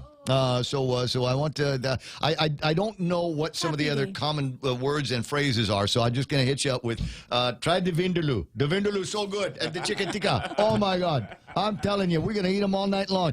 The goat, got to eat the goat. I think it's special. I had to get the goat from Saipan for this. That's actually a quote from an Indian friend of mine. 20 after 7 o'clock in the morning. All right, here's where we go on the numbers. The S&P 500, NASDAQ, and the Dow Jones Industrial Average, all in the green here this morning, no doubt, because of the red wave going around across the nation. Dow picks up 104 points, 36,157. The NASDAQ green by 161, 15,811. The S&P 500 is up by 29 points. And closing at 46.60. FTSE is off. The Nikkei is off by 126 points. Hang Seng down by 74. The Shanghai Index at 34.98, and the DAX is up by about 5.53 points. Big winners on the. Do I want to look at that? Let me look at the Nasdaq today. See what the big winners are. T-Mobile. Insight, NXP Semiconductors, Vertex Pharma, and Tesla are looking really good on the NASDAQ. Ismail will tell me what I'm ignoring here today. Roku, one of the more popular quotes being searched out these days. Roku, you know what that box does, right? You can watch television from like anywhere with the Roku box. $313 for a share of that. And now I'm going to go and check on to see if TiVo is still worth anything, because that was the technology that I bought years ago and has never actually burned me on exchanges. In the world of commodities, I got West Texas crude trading at $80.11. Now, I don't know whether that has anything to do with the red wave or whether they've opened up some of the reserve and are starting to move some of that around. I can get you, if I do it quick enough, I might be able to take a look at what the Tapis crude is while that website comes up on my phone, because that's the one that makes a difference to us here on Guam, because that's the stuff that gets turned into the gasoline that goes into our cars. Tapis trading at $87.86. All right, that's not good. That's back up. It is about 14 cents away from record territory where it was this time last week. It was $88 for a barrel, and we know what happened to the price of gasoline when it. But in fact, even before it went to 88, had they not, they had increased the prices then. So it's back up around $87.86 for a barrel of Malaysian Tapis crude, and that is not good news for all of us out here. You might want to see if you can, snuggle up with what's his name, with Colin, because he can go on base. Oh yeah, he can buy gas for you on base. But here's the thing. find any other reason. Don't, find any other reason because, guys are sensitive to things like that. Oh, you only like me because I have privilege, right? Exactly. So just go. You have the most beautiful eyes, Colin. Can we go to the base now? Can we go to the exchange? Is it possible? And while you're there, buy Ray Gibson an 18-pack of Michelob Ultra for $16. I'll pay you back, bro. I promise I'll pay you back. 671-888-8255-888-TALK is some of the numbers that we're handing out here if you want to make some kind of telephone call commentary on some of the things that you're seeing here. In the headlines and news that I haven't had a chance to talk about just yet is a story that comes to us from the guys over at GITA. This is important news now. GITA qualifying certificates, the Community Contribution Grant Program, has got their application informational briefing, which will take place on November the 8th. That might be the longest headline ever in the history of GITA headlines. Good job, Jennifer Calvo Guzman. Grant application period opens November the 15th, closes on December the 3rd. If you are interested, they've got 13 organizations or awards to at least 13 organizations on this competitive grant program. And what is it that they intend to do? Projects, if you want to make a pitch for this qualifying certificate over GITA, should fall into one of the following 5 categories. Number 1, healthcare. In the age of COVID-19, I suppose you could make a pitch that there is more than... You know what I'd like to do? I'd like to see if I could qualify for a QC for a new hospital I'd like to build. We've got public safety, higher education, cultural preservation, and economic development. So if you want to get lined up for all of that, then you probably need to show up for this informational briefing. Again, it's going to take place November the 8th. If you want information, and we'll try to get some for you, give Joanne Cruz a call at 647-4332, or otherwise find email contacts for Joanne Cruz over at GITA. There's at least one other thing I need to tell you about here today. It's Thursday, and today, the 4th of November, the guys over at the Guam Procurement Technical Assistance Center are going to be doing a free live webinar 10:30 until 11:30, so you've got time to get dressed for it. I'm going with the Tyrone. I'm going with the Tyrone outfit here today for my Zoom. And the theme for today's Zoom, obtaining a DUNS and registering in SAM. Vendors need a DUNS number and an active SAM registration to participate in federal contracting. Guam PTAC will take you through the registration process for both of these requirements and show you how to complete the annual SAM registration renewal. This is vital. If you want to do any business with the federal government, this literally is step number 1, is to get that DUNS number and get yourself registered in the SAM. 7:25 in the morning. Jerry Roberts is in the studio. Good morning, Jerry. How you doing? Are you ready for today's extra point? I'm ready for today's extra point. Yes, I am. All right, very good. Might be a couple of other things that we get around to talking about before too much longer. And the big question that people are dying to know, Jerry Roberts, is what is your Wi-Fi password? I mean, not, sorry. Yeah, we all want to know his Wi-Fi. No, what is your Wi-Fi, not password? See, I'm so flustered because you're here now. What is your Wi-Fi nickname? Everybody's got a nickname. They put the Wi-Fi together, and it's never, it should not be, TrendNet 3271. It shouldn't be anything like that. There's a fun Jerry Roberts, J.Q. Fanihi inspired SSID nickname for you. I never give it out. Why not? It's not private. I mean, people that are next to you. I see it here. Yeah, right? Yeah, it's searching. Oh, Fanihi 671. I knew it. There it is. Oh, really? That's what it is? No. Oh, goodness. You guys, hey, he's messing with me. All right, it's a fun thing to do, and I don't think there's anybody's security that's going to be upended by people knowing it's your SSID. But I will respect your privacy, Mr. Roberts. Thank you very much. And not dig into it. But what is the password? Thank you very much. What's your ATM password? BASSWORD. But instead of O, I used the number 0. That's how you do it. 7:27 in the morning. Jerry Roberts in the studio with the extra point. Brought to you by Guahan Insurance Services and the team over at First Hawaiian Bank. The password is yes. Yes. There are 3 possible groups you have on the job. The people you report to, your bosses, your peers, those in the same organizational level as you. Those are the 3. And people who report to you would be the 3rd one. So let me go over those again because I was thrown off course by having to give up my password here in order to do the extra point. The folks you report to, those are your bosses, your peers. Those are the same organizational level that you are. And then there are people that you report to, the ones underneath you on the organizational chart. Though there are some folks who just rail against the idea that there are superiors and those under underneath you or they don't like those descriptions. So question, which group do you work best with? Which group do you work best with? Those who you report to, those who are your peers, or those who report to you? Think about that for a second as we take a break, and that's coming up next on The Extra Point. Raise your glasses for a toast because First Hawaiian Bank now turns your meals into a reason to celebrate. Every dollar you spend on dining purchases, including fast food, earns you up to 3 times United miles. Simply use your First Hawaiian Bank United credit card and start reaping the most rewarding credit card experience on island. Terms and restrictions apply. Don't have a First Hawaiian Bank credit card? Visit any branch or FHB.com to apply today. With First Hawaiian Bank, it all starts with yes. When's the last time you looked at your homeowner's insurance? We buy a homeowner's policy and never give it another thought until something happens. Life brings changes, and our coverage needs can change. The smart thing to do is get the answers and level up our insurance to make sure we're totally protected. That's the Insurance Extra Point. Get out there and make something good happen today by calling Guahan Insurance Services at 475-1162 or visit us at the Camacho Landmark Center in Tamuning.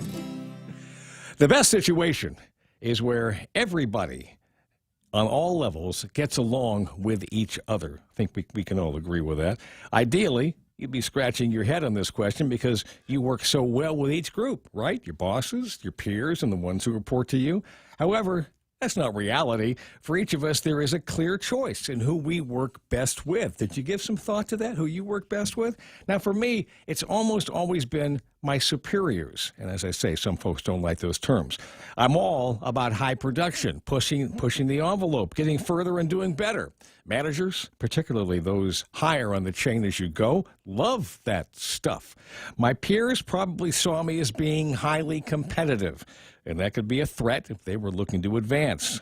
I think I was a decent teammate holding on my end on the commitments that were being made, doing what was expected of me and maybe a little more. That said, I was not the guy who would hang out after work, grabbing a couple of beers in the parking lot. I didn't look down on those who did, but I always had a class, an event, or something else to do. I showed up, did my job, hit the door, I left. As for those who reported to me, I wanted them to work under conditions I liked for myself. I didn't hover over them, micromanaging every aspect of their job. I figured my role was to make sure each person had what they needed to do their job successfully, and then I left them alone. I think the majority of people appreciated that approach, especially if they had come from a far more structured workplace or a manager who was just on top of them all the time. However, I will say that my method wasn't a great fit for everybody. I came to learn that some workers needed more structure and daily guidance, or they were generally less productive. To be honest, that was an adjustment for me, and it wasn't easy. I had work of my own to do that had to be finished on time, and it put me behind when I had to focus on these issues with other folks. There's one more part to working with direct reports. I had the opportunity to help them build skills and grow. To me, that's a huge part of being a manager. The idea of transferring what you know to someone else, then seeing them take advantage of that and advance their career, that's exciting to me. And I suppose that's what led me into what I'm doing now, training. Of course, there's one big qualifier to all this. If you ask my bosses, my peers, and the people who reported to me what they thought of me, you might get a totally different picture. Oh, Jerry Roberts, let me tell you about Jerry Roberts. This question of which group we work best with, it's a good one because it's not something that we generally think about very much. So, right now, I turn it over to you. Be honest. Which group do you work best with? Your bosses, your peers, or your direct reports? Chew on that a little bit today. That's the Extra Point. Be responsible and make something good happen today. For 93.3, The Ray Gibson Show, Guahan Insurance Services, and First Hawaiian Bank. I'm Jerry Roberts. It's already a good day. I woke up this morning and there was a Republican in charge of things in Virginia. I found that out, yeah. Isn't that a great thing? And not to pat my own back, but I like the way this guy thinks because among his day one initiatives is to get rid of taxes on groceries. Something I've been Really? clamoring for. Yeah, for a long time. The government of Guam doesn't need to make money off of groceries. People need to eat, and the cost of the groceries are going up everywhere. And the government of Every Guam day. is getting more for that 5% of the business privilege tax and adding zero value on top of that. And it seems to me that if I was running for re-election and I'd had kind of a lousy 2020 and 2021. I would start in with my dear people of Guam. I know how tough it is. And while the government of Guam has been able to keep the doors open and the lights on with all this federal love, we're going to pass along those savings to you. And we don't need to tax groceries or medicine if you're Ray Gibson. And the other thing this guy's going to be doing is he's going to be rolling back their most recent increase in liquid fuels taxes. Can you imagine? Which is something else that I've been clamoring for around here. Ours is 15 cents a gallon. The people of Guam could get a 15-cent a gallon break today on gasoline if they wanted to, and it wouldn't take anything more. And I think about 8 or 9 or 10 votes over at the legislature to get that started. You know, you bring up a really good point, and that is the election is obviously now not in full swing, but it's swinging. Yes. Okay, and they've got their $1,000 virtual plate fundraiser coming up, and I mean, so it's happening. Okay, money is being sent in, and the campaigns are going. We don't know if Mike St. Nicholas is going to do anything. That's not firmed up yet, right? Unless I missed something. There's no idea what the Republicans are going to do. But the thing is, you know, it has not. I mean, her first term. I mean, this first term has not been great. Yeah, I mean, and we can blame COVID if you want to, but countless other politicians have had to deal with COVID. Blame whatever you want. The issue is, I don't think the first term for Lulian Guerrero was the one that she anticipated, and she's going to be called on some of those things in the upcoming election. So, what do you do if you are, you know, the incumbent and you really want to make, you know, a statement about here's what we're going to be doing in the second 4 years if reelected? I think, so your point is well taken. It's already started. It's already started. If it's Ray Gibson's idea, it's no good. But this is one of the things that we're going to start seeing. There is now a new division for child care in the Department of Public Health and Social Services. Yeah. Yes, $92 million worth of an investment that they're going to be making with federal money. I don't know what happens when the federal money dries up.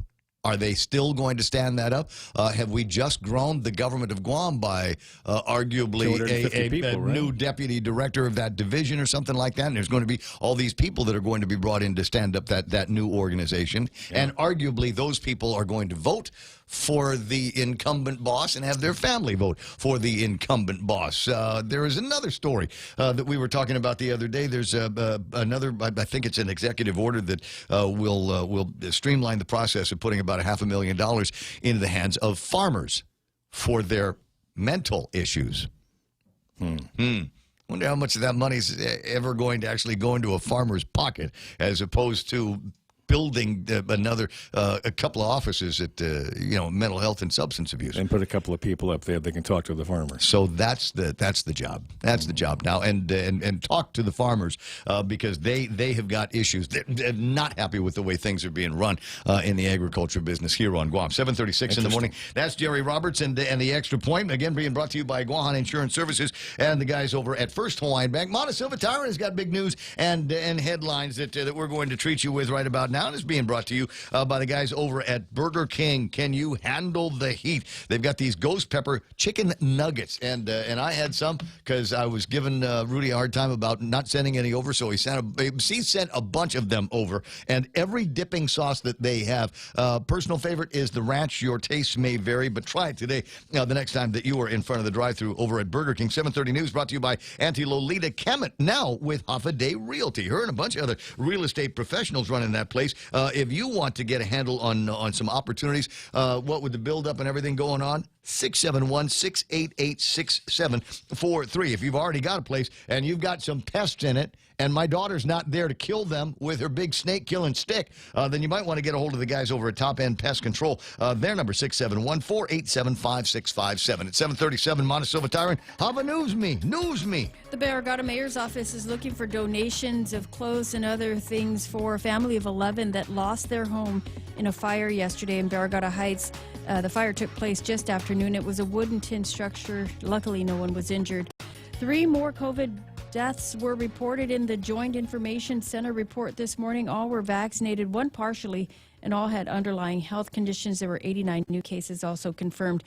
It could be next week that Guam kids will be able to get their COVID vaccine. The 7,500 doses of the vaccine supposedly arrived, and public health working on the plan for the distribution. And apparently a prison escapee and his brother went on a crime spree the morning of the escape from the Department of Corrections. Details haven't been released, but the arrest record is showing that 26-year-old Anthony Camacho had a number of charges that he now faces that ranges from theft of a motor vehicle, robbery, aggravated assault, and drugs and weapons charges. Anthony Camacho, his brother, Camacho is back behind bars. His brother, Augusto, is also detained and faces criminal charges of his own. And those are your headlines right here on The Point. You want to put a smile on your face? Sure. Hi, my name's Ray, and I'm going to teach you how to put a smile on your face. Now, one of the things, every once in a while, life will get me down. It doesn't happen very often, but every once in a while, I'll just get in one of those maudlin moments, and I'll think, this is a tough row these days.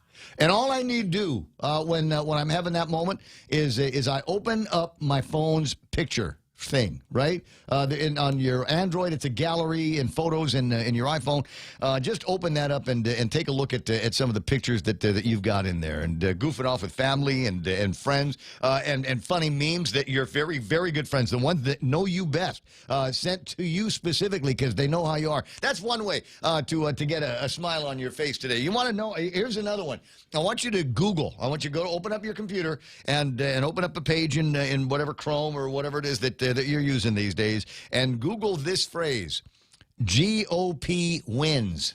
That's all you got to do. GOP wins. You can substitute GOP for Republican if you want to. I think you'll get generally the same responses. And then I'd be, GOP wins, and then click on where it says news. And here's the banner that here's a whole bunch of stories that I've got that talk about great election day wins for the GOP. Election day 2020. This from NPR. We know which way they lean. Election Day 2021, 5 things we learned from Youngkin. And then there's a story there. Republican Glenn Youngkin wins Virginia governor's race. That's the Washington Post. Virginia Mercury, Youngkin wins major upset as GOP roars back in Virginia. WSHU, Long Island DA races join a national wave of GOP wins. Are you starting to feel that red wave? Are you starting to feel like things are going to turn for the better? And the point that I'd like to share, or the sentiment that I'd like to share right now is for everybody, and you know who you are. Don't screw this up. Don't mess this up. We got between here and 296 days between now and the general election here, primary election here on Guam, and I'm sure primaries all across the different states as they look at all kinds of different characters that have got to get in there. Leadership of the Democrat Party led by Poopy Pants Biden and Kamala. Let's find Kamala Harris. Where on the planet is Kamala Harris? There's not a whole lot by way of leadership, and things are not going that way. Let's hope that this is a long wave and it carries to the midterms. 7:41 in the morning, the Ray Gibson Show, 93.3 The Point. On the way back, we'll take a look at what's happening on your road, so stick around. Top End Pest Control is who you call for all your pest control needs. Got a problem with roaches, ants, spiders, rodents, fleas, ticks, termites? No problem. They do it all. Top End Pest Control is a service-disabled, veteran-owned small business and HubZone certified. Serving Guam since 2012. Call them today for a quote, 487-5657, or email topendpest@gmail.com. Check them out on Facebook at Top End Pest Control and give them a like. Top End Pest Control for all your pest control needs. Attention! Lolita Kamet is now with Hoffaday Realty. She'll always be that hardworking and passionate real estate professional who is committed to helping you make a difference in your life and helping you achieve the American dream of home ownership. She also specializes in commercial leasing, land sales, local residential sales leasing, military and corporate relocation. So for all your real estate needs, call Lolita Kamet now with Hoffaday Realty at 688-6743. That's 688-6743. Oh, just traffic? All right, I can handle that. I can handle that. Yeah, man and boy, a bunch of years in this business. I know how to prepare and deliver a traffic report. If you're coming out in the Wysang Song area, expect some delays because this holy pow-pow thing is all red here this morning. I got traffic at all the major intersections up to and including Route 3 and Route 1. You'll get yourself over to the Micronesia Mall intersection on Route 16. You see a little bit of traffic on the heading toward Marine Corps Drive side of all of that. You got a little bit of traffic over at the other end of the 76 Circle K at Ocean Vista. Then you got 8, 10, and 16 running fairly busy here this morning in all directions. Looks like things are slowing down over by Tammy's Post Office and then making your way to that intersection. Traffic in both directions on 10 leading up to it are running rather slow. Also slow getting on to Teedson and then slow at all of the other intersections that we've got there, including the McMobile intersection, the one over by Benson, the one over by the Payless, the one over by Cars Plus, the one over by the old Rainbow Market, the one, I'm sorry, no, we don't have one over by Venue yet. We don't have one by Venue yet, but you just know that somebody over at Vince's place is going, come on, one more. We can fit one more. Let's put it over at Venue. Can you imagine how that would ruin life for everybody if they had in between Venue and Pokey Fry, if there was a light there? Oh my God, Becky. As usual, I'm sorry I got into my tirade about Route 8. Sorry, didn't mean it. It's there. It's every day I look at it and it bothers me more. We're going to need one at American Grocery because it's about to be finished. And you know. Can't resist. Well, they put one at Payless. Why don't we get one? Mm-hmm. What, our last name's not Calvo? We don't get our own light? Is that what they're going to say? 7:44 in the morning. You know who I got to talk to about this is Frank Bloss Jr. Yeah, Frank's a Barragata kid. Yeah. Frank, he's a Barragata kid like us. Went to San Francisco. We need a light in front of Benby Apartments. At when? A light over at B&B. Yeah. That's still Benby Apartments. I don't know. Frank. Here's the thing: no more lights on Route 8. Can we do a resolution? I mean, I'm giving up on the Ray and Bob resolution. Can we get a resolution coming out of the legislature and read it for Joanne? So she knows what's in it. One of those is Joanne's light. Isn't that so? That was her brainchild, the one over by Happy Mart. Oh, that's right. She was at DP. She was running things over at DPW at that time. Maybe she didn't read it and didn't know where it was supposed to go. Somebody was supposed to read it for 7:45 in the morning. More. That was it for the traffic, right? Am I done? Okay. Naval Base Guam is busy as usual at 7:45. There you go. Leah Dunca from Security Title here with a little information about trusts. A trust is a legal entity capable of owning property. It can protect property from issues such as lawsuits or divorce and can be used to distribute property and avoid probate. Many trusts start as revocable but become irrevocable when the initial trustees die. Work with your estate planning attorney to see if a trust is a good fit for your family property. Call the professionals at Security Title. We are here to help. Now open on Guam, 511 Tactical Gear Guam, offering superior tactical apparel and duty gear for law enforcement, first responders, tactical operators, and recreational enthusiasts. You'll find Guam's largest selection of 511 pants, shirts, jackets, hats, boots, watches, knives, lights, patches, and gear bags. Shop inventories online at tacticalgearguam.com. Located in Harmon, Route 16 Army Drive between Little Wangs and the Dungeon, right next to Bargain Tactical. 511 Tactical Gear Guam. Always be ready. Guam Auto Spot has the best selection in Buick, GMC, Mitsubishi, and used cars like the 2021 Mitsubishi Mirage starting at $127 per paycheck. Zero down. Call 671-478-AUTO to take a test drive or get pre-approved online at GuamAutospot.com.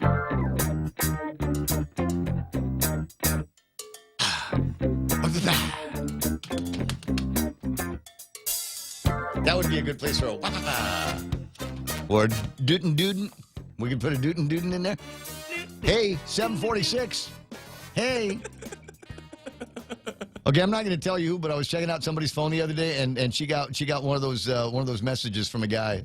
Literally. Hey. As many times I make jokes about that, you'd think that maybe somebody would go, yeah, that does sound like kind of dumb, right? if that's your opening line on your big, messenger message. Hey, beautiful. Hope you're having a great day. That's mad game, Ray. Yeah, it's mad game. That's social media. Anyway, 7:47 in the morning. Is that Frank on the line? Frank? It's our favorite senator, sir. All right, very, very good. Good morning, Senator Frank Bloss Jr. Good morning, Mr. Ray Gibson. All right, so you caught me in another one of those frisky moods here today. So before we get to the three-ring circus that is war claims and all of the spanking that I guess Renee got, and the now notice I guess that Joanne Brown hasn't been reading all of her bills lately. She's been kind of leaving it to everybody else. I'm going to leave that live for just a second because you and I are Route 8 people. Is that not so? Yes, sir. Why have we allowed so many traffic lights on Route 8, including the one over by Happy Mart? That one is completely redundant, not required. I know there's a school there. So how about when school is not in session, between like 7 o'clock in the morning and about 3 o'clock in the afternoon, 3:30 after everybody's gone, can we just put that light in blink mode? So that we don't have to worry about stopping at that, especially on days like payday Fridays and stuff, where everybody in the world is just trying to get through that intersection to get home. Sounds like a great idea. Problem is, I don't run the executive branch of government. Crap. All right. Well, we got an election coming up. You want to put your hat in the ring? Yeah. I'm not the. I don't run the executive branch of government right now, so I don't. I can't. Well, you could give him a hint. I mean, Frank, we're both. You and I. We're Duenas guys. Vince Ariola's a Duenas guy. You can talk to him. Just, I can talk. Hey, dude. Hey, I live. You live near there too, so you can ask. Let me just. If I said, let me have the remote control for that intersection, I'll fix it for you. Yeah, I tell you, make it getting to Happy Mart a lot easier if that were the case too for me. Exactly. Yeah, exactly. And coming home. There's sometimes I'm stuck on the intersection, the stoplight because there's no movement at the at the Happy Mart traffic light. Because I don't know who thought that was a great idea. I granted, maybe there was when there was still like the golf course thing, and there were going to be a lot of people that lived back there. And there was a whole bunch of military that were back there. That's gone. The golf course is gone. I think what do we got? Just a couple of warehouses that are cranking back there. Maybe a little bit of work that the guard has. The technology obviously exists because that intersection going into Carbolito, that flashes, and that is a continuous flow unless somebody's at that intersection. That's right. So is it possible that we might be able to do something now, finally, after all these years, that has got some common sense? As a resident of the area, you recall that there was an insane amount of construction in there that was supposed to widen and provide for greater throughput, do all of those things. It didn't do either one of them, and then the construction was delayed even after they were done pouring the concrete because the Department of Transportation had to approve the flavor of the week for the friction course on the road. And typical government fashion, no sooner did they lay down that government-approved friction course that was supposed to be permanent, all of a sudden the roads went all zaff on everybody. Thank you, Fed. Yeah. It's like Tide soap. They say it gets the red out. I don't think Tide has ever met Jigo dirt. Amen to that. And zaff everywhere else. Anyway, 10 away from the top of the hour. So did you finally get that transcript of the statements that were read into the record the other morning? Yes, you did. And I had to motion for the transcript to be distributed to my colleagues, and each of them have a copy of it, and I'm sure I said, okay, give some time to digest it. I think we can, you need to read it for everybody. Even though it was already read into the record, I think it would be wise to read it out loud to everybody. And I tell you, it's again, I can understand that I would have appreciated if it read into the record. It was the process. It was as was she said that it was going to be for. Is to give us a timeline, of what had happened. Unfortunately, it wasn't clear, which is why we had to, in the committee of the whole, ask the attachés, or basically call motion attachés to answer the questions. Had it been clear, that all of that would not have been necessary. Where are we today? Is everybody satisfied now, or because it sounds like they were able to get onto other conversations, including one for the slaughterhouse? I mean, is everybody satisfied with the direction? Do we now have a sense on moving forward with either the governor, the speaker's new legislation? I think so. First off, the legislation was substituted on the floor, it was substituted to mirror exactly what was supposed to have gone to the governor. And, we can move on that and send it through the voting file and send it on to the Does it governor. also, I haven't read it yet. I'm waiting for Joanne to memo me on that. But does it include the words repeal and replace for the original law? Yes, it does. Okay, yes, so it will. So then we will not have any conflicting legislation. So it repeals and replaces the existing law, and this is the language that the legislature has intended to send. Yes. Yes. Okay.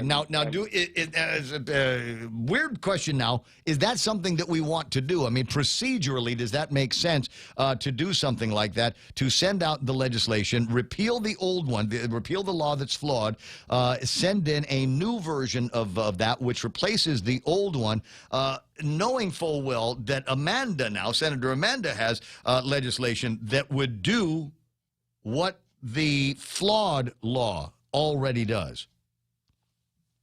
Well, Amanda's expanded considerably more.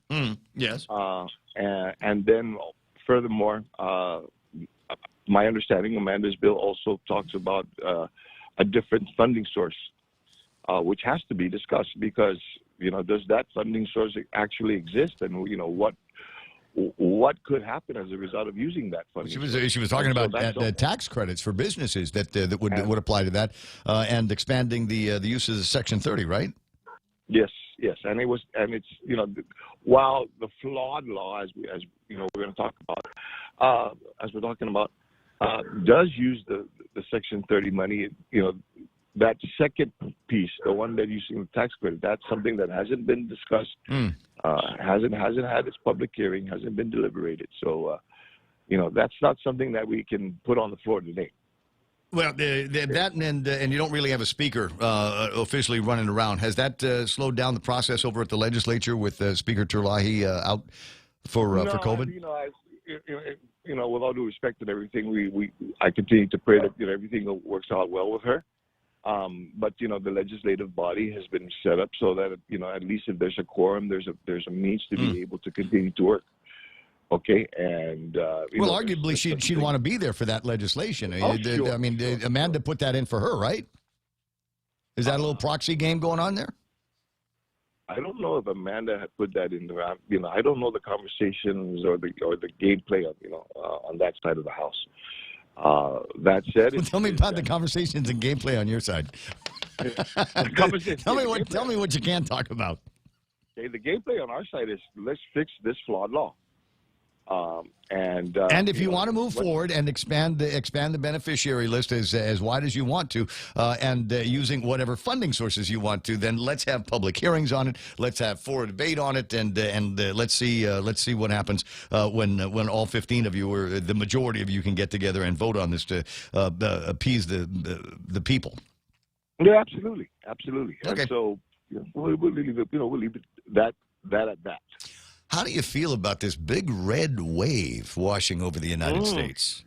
Wasn't that exciting? Yeah, I tell you it was. I tell you it was. And for the third time today, I'm going to say about what I thought was the most exciting part of Youngkin's acceptance speech was all of his day one activities. These guys are going to go crazy. I think he wants to get rid of the entire ed board that they've got. It was talking about replacing an entire board of no, it was the parole board. I think they're going to replace the entire parole board. They're going to go after grocery taxes and eliminate those. They're going to go after the most recent push in their liquid fuels taxes. He's even talking about a rebate, a rebate back to the taxpayers. And I'm thinking maybe it's time for some people around here to start having that same conversation between the GOP and others. If there is, in fact, some kind of a surplus that the legislature has been looking at, should not the taxpayers of Guam be the beneficiaries of that surplus? If your government made too much money, give some back.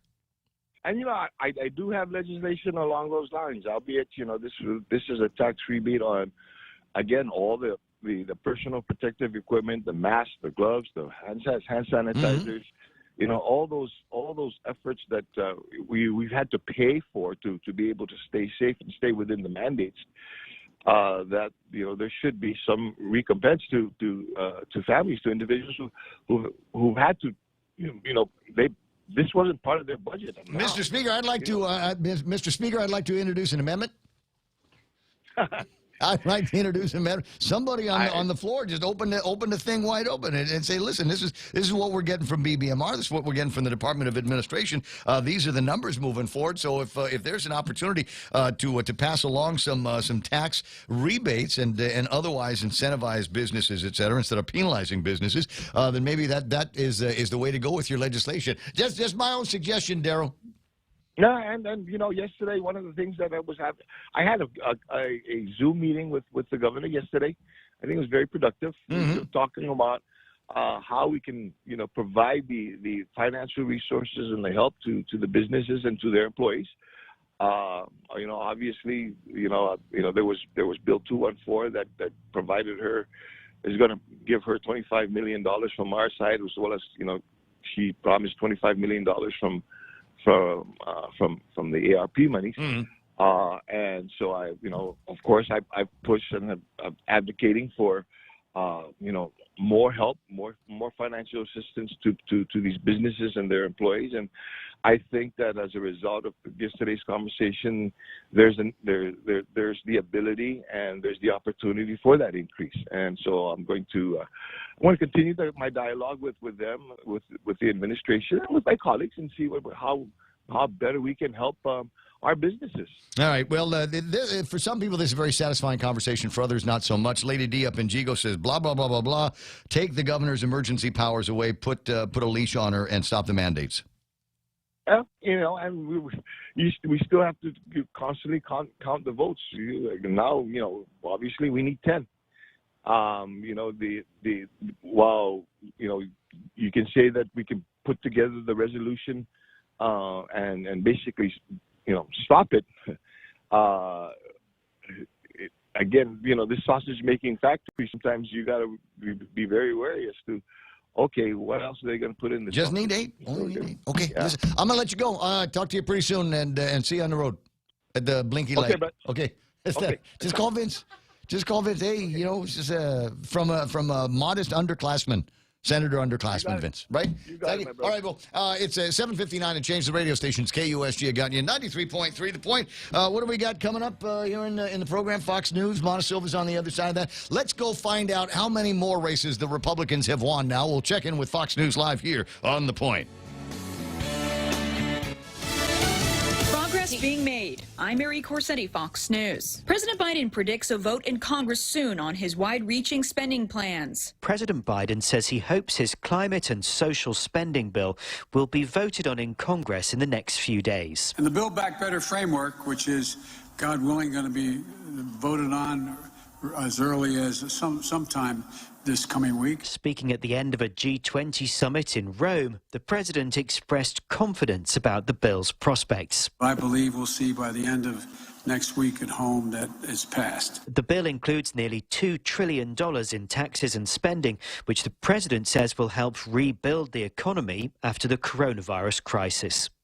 In Edinburgh, Scotland, Simon Owen, Fox News. Meanwhile, Election Day is right around the corner in the Virginia governor's race. Much of Henrico County is in a congressional district a Democrat won last year by less than a point. So Democrat John Mills tells me he's not surprised polling shows such a tight race between the Democrat Terry McAuliffe and Republican. Summer, Senate Democrats tried to advance a voting rights measure designed to reinstate pre-clearance of state voting laws. Today's obstruction was only the latest in a series of disturbing turns for the Republican Party. Senate Majority Leader Chuck Schumer said the Republican filibuster denying debate on the John Lewis Voting Rights Act was a low point. All but one Republican, Alaska's Lisa Murkowski, voted against the procedural motion. In order to let Attorney General Garland dictate voting procedures, Democrats want to overturn Supreme Court precedent. Republican leader Mitch McConnell warns of a federal power grab over state elections. Lisa. Thanks, Jared. President Biden urging parents to get younger kids vaccinated a day after the CDC's final approval for ages 5 to 11. My administration is ready. We're ready from day one, today, organized and have a plan for this vaccination's launch. America is listening to Fox News.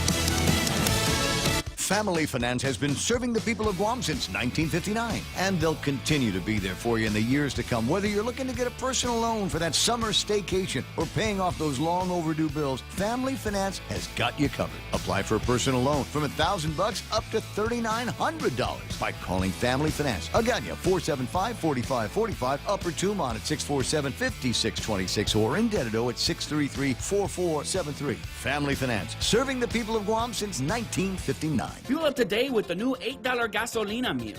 2 all-beef Nathan's hot dogs, a big bag of chips, regular size M&Ms, and a 16-ounce gasolina energy drink. The brand new drink in a black can that brings a burst of energy. Drive in now and fire up your day with the $8 gasolina meal. Promo is only available at your favorite Circle K Guam locations while supplies last. Circle K, take it easy.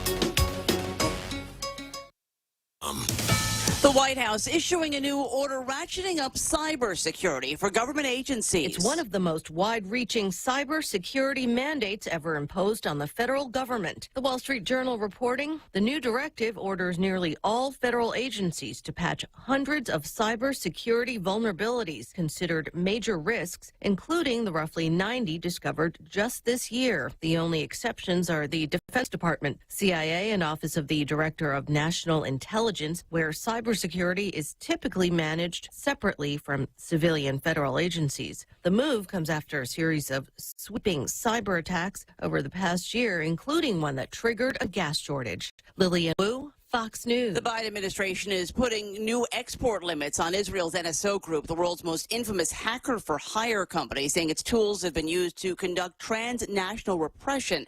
Researchers claim the group's spyware has been used to break into the phones of human rights activists and others. The company denies wrongdoing.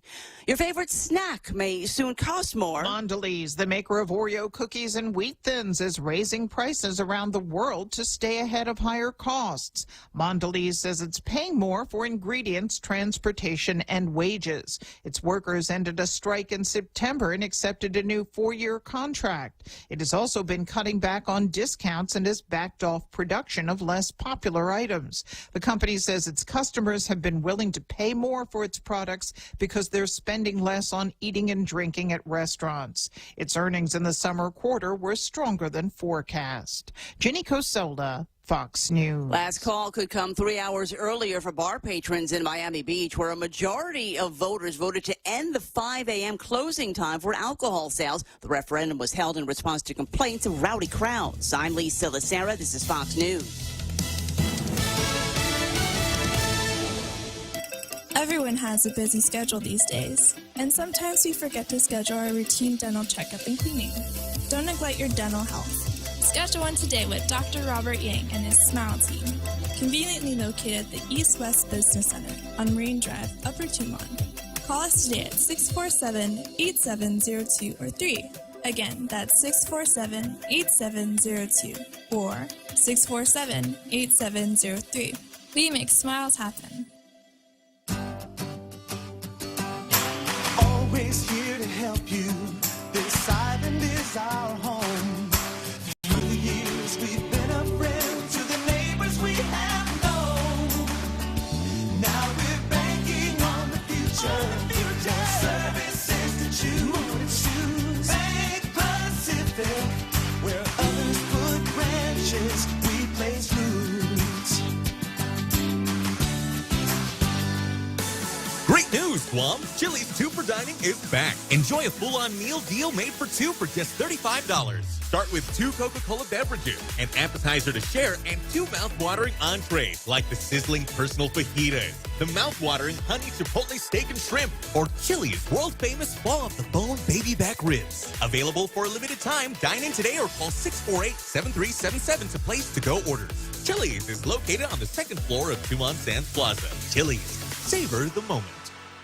Your local news is brought to you by Nambo Insurance. Skip the line, pay online. It's fast, it's easy, and it's secure. Visit Nambo.com for more information. Off a day, it's 8:06. I'm Ana Silva Tyron with a look at your local news on the point. There were 3 more COVID-related fatalities reported from the Joint Information Center this morning. 2 of the deaths were vaccinated individuals. The third partially vaccinated. All of them did have underlying health conditions that may have been complicated by the virus. Meanwhile, there are 47 positive patients at the hospitals, with 25 who are said to be vaccinated and 21 not vaccinated. One patient not eligible, according to the report. Now, 2 pediatric patients are also at GMH, ages 11 and 16. 8 patients are in intensive care. Also from the JIC, there were 89 new cases confirmed with COVID-19. And Guam now has 18,410 officially reported cases. The CAR score, if you're following, is at 10.3. It could be next week that Guam kids will be able to get the COVID vaccine if their parents choose so. The first doses, 7,500 orders, has arrived. And Public Health is ironing out its distribution plan. They're working with the public and private schools and are looking at distributing the vaccines at the school sites along with local clinics. And the Barrigada Mayor's Office looking for some donations of clothing and other household items for a family of 11 that lost their home yesterday at a fire in Barrigada Heights. Guam firefighters were called to the wooden tin structure located along North Savannah Drive in Barrigada Heights. It was reported about 12:39, and units arrived within minutes, only to find the structure was fully engulfed. You can make your donation at the Barrigada Mayor's Office. They're looking for clothing, food, whatever you can donate. The family members included 2 3-year-old girls, as well as several female teenagers and young adult men. The American Red Cross is also making a financial donation.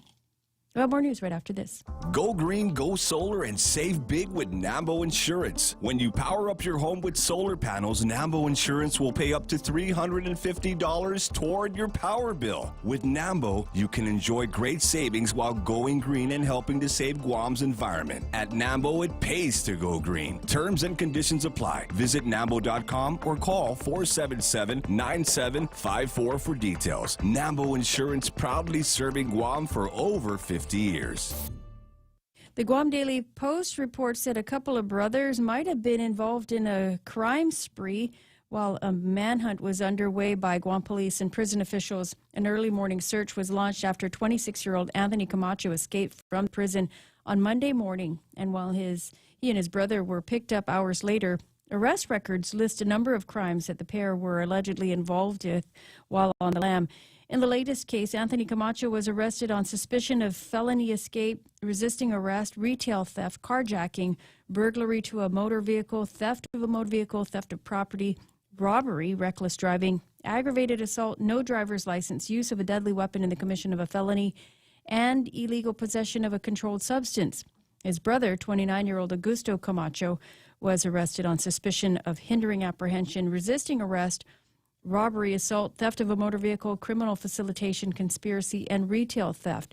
Details of their alleged crimes haven't been released. The Camachos will be in court to answer to those charges. They were arrested in Mongmong.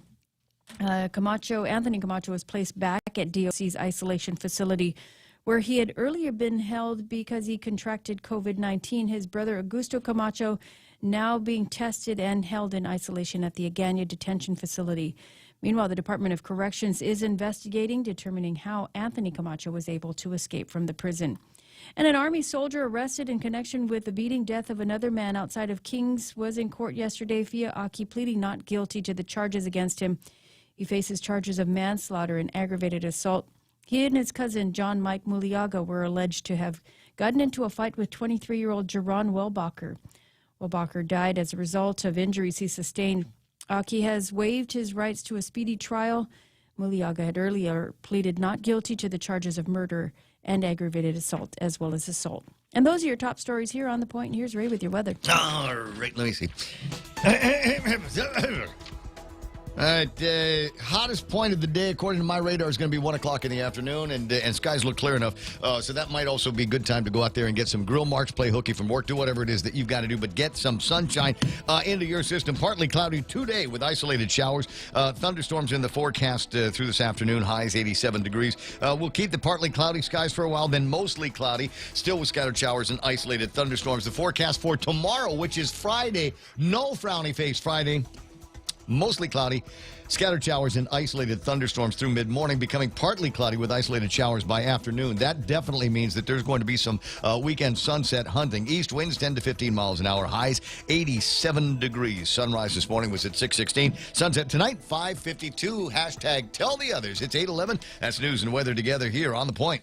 Fall in love with your new home this season by shopping Furniture Cathy Style's unbelievable deals. We've brought in new items and restocked on our best sellers to help you get your home ready for the holiday. We offer free design consultation and financing with up to 12 months of zero interest for you to get what you want and what you need for your home today. Follow us on social media, visit our website at FurnitureCathyStyle.com, or call us at 300-9590 for more information. If you're not buying from us, you're paying too much. When making the new Kentucky Fried Chicken sandwich, people asked how I felt about burger places selling fried chicken. I'd say that's none of my business. Just like making fried chicken is none of theirs. The new Kentucky Fried Chicken sandwich with mayo, pickles, and a quarter-pound filet as far as the eye can see. Get comfy. It's gonna be a while. The new Kentucky Fried Chicken Sandwich is back for good, along with the new all-white meat KFC chicken sandwiches, Zinger, Super Deluxe, and Grilled Doublelicious. KFC, it's finger-licking good. Very good. Thank you very much. Ray Gibson Show brought to you by APL American. President Lines, a global presence with a local home, and the more services you add, the less you pay overall when you sign up for Docomo Pacific's Business Bundles Plus. They got all kinds of stuff, and they'll build it to suit, which is what they've done here. You know, they said, listen, I want to get another internet pipe. And they said, okay, well, how much do you need? I gave them the number, and they said, hey, how about fiber? You want fiber? I said, yeah, I want fiber.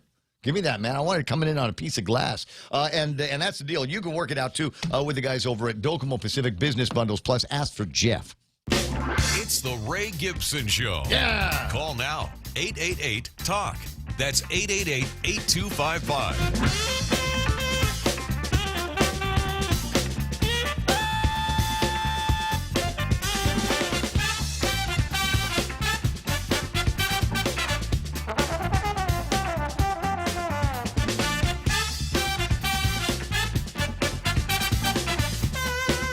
Let me work through my swagger here, bro. Chanel on line one. You know, it was already a great day. It was already. Wait, she called you? Or you called her? No, Joe told her to call. Oh. I asked her nicely. Yeah. Sent her the picture. Would you like to talk to Ray? Square box, yes. Square box, no. And she said yes. Yes. All right, we'll get to that in just a second. I do want to do shouts to the guys. Yeah, I've been yakking about the guys on Facebook Live all morning long. Comments are enabled on YouTube Live, and that's where Rico is hanging out. Walter Gray is there as well. Gemma Bustamante and Joe Cruz is checking in every once in a while. Keenan McCausland and the Howard Experience. James Howard, by the way, the moderator of that. He seems to be this morning. I'm just, what's the... I'm looking to see if he's actually proposing any brilliant ideas or biting commentary on some of the topics that we're talking about, and I'm just not seeing it here. As a reminder, this is a non-vegan zone. Thank you for your cooperation. No problem. And we were talking earlier about tourists, and he says, yeah, those tourists are kind of aggressive. Let me see. We've got Living in the Pacific. Good morning to everybody. Good to have you there. And I want to say there's a couple of other guys. Lupang Guam asked this question. I'd consider it traditional. Oh, wait. Talking about the vaccines. But it goes on to write something later. Something to ponder. Why do Guam residents have to stand in a mile-long USPS line to submit annoying customs forms just to mail simple packages when residents of U.S. territory like Puerto Rico don't? You know what? Take that up with the governor. Call the Attorney General's office and find out when he's going to get involved in that. Is there somebody we can sue for that? And the answer is I don't know. This is going to sound awful, but I got a guy for that. I don't put things in the mail. I don't know anybody that wants anything from here. That I have to mail things to, and frankly, if I got to send something to friends and relatives in the States, I'll buy it on Amazon and then have them ship it over in that direction, or do what everybody else is doing anymore these days. Send them a gift certificate to Amazon and let them sort it out themselves. 8:16 in the morning. That's the way we do shopping. I'm sure Janella would say, no, that's not the way we do shopping, Ray. The idea is you're supposed to go to support local businesses here on Guam and then get in that mile-long line and send things back, right? You I have no comment. Oh, you know why? Because she's But got I do she's support got local businesses. she's got kids. That's why she's got kids. Those are the ones that stand in the mile-long lines. Here's $20. Come back when you're done. I do both. I do online. I'll admit I do online shopping, but I also support local businesses as well. I just bought a hat from a local business the other day. So Like a hat made out of a coconut tree? no. I bought one from a local one of those local local shops here in Guam. You know where this is headed, right? You've got my WhatsApp number. I'd like to see a picture of you in that hat. For you to post it to the world now. Yes, of course, post it to the world. Tell the world it's okay. You know, hat makes the man, and hat makes the woman. Can I just say one? Let me get this off my chest here. I've said it a few times before, and I just say it for clarity. This is, I think, women are most attractive when they are wearing a ball cap and Ray-Ban glasses, like the kind that Biden wears. Do you have something like that? Do you have an ensemble like that you could put together? I'll crop it so that you can see the hat.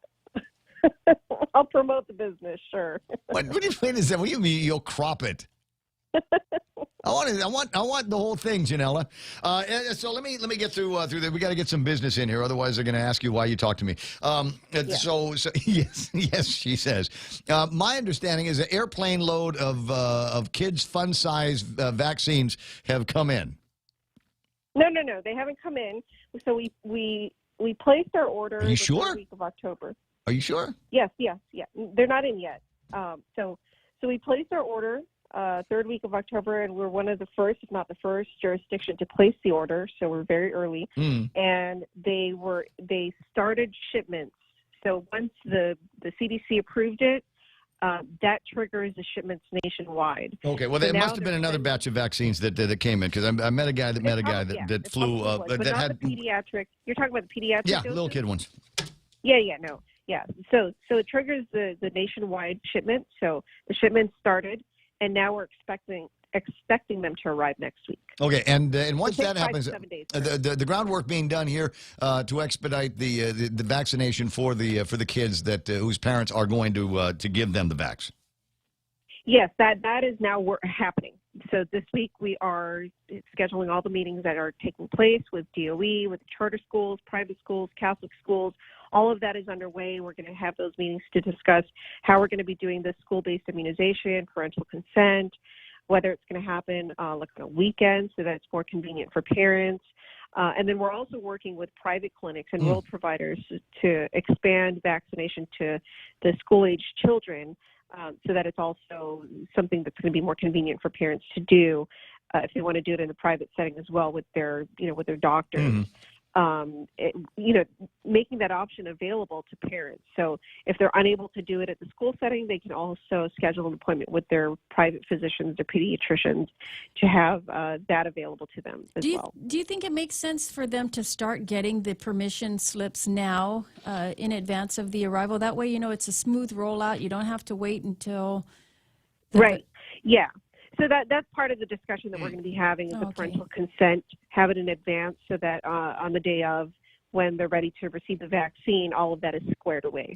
All right. Now, I'm sure I've asked you the question, and I keep asking until something, it's more permanent in my mind. There are going to have parental permission, obviously, but at this point now, there is no executive order mandating now this new eligible group to get vaccinated.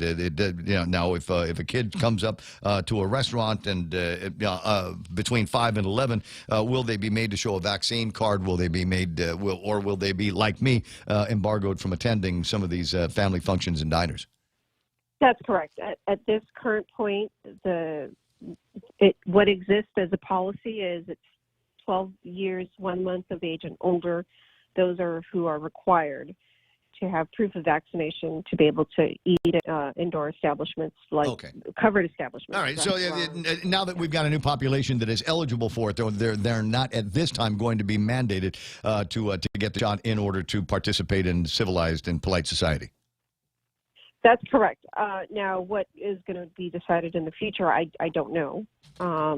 But at this current time, we're not there yet. Well, it would be counterintuitive if that were the case, considering that the CAR score seems to be going down. I don't know that we're seeing as an alarming number of pediatric cases in the hospitals right now.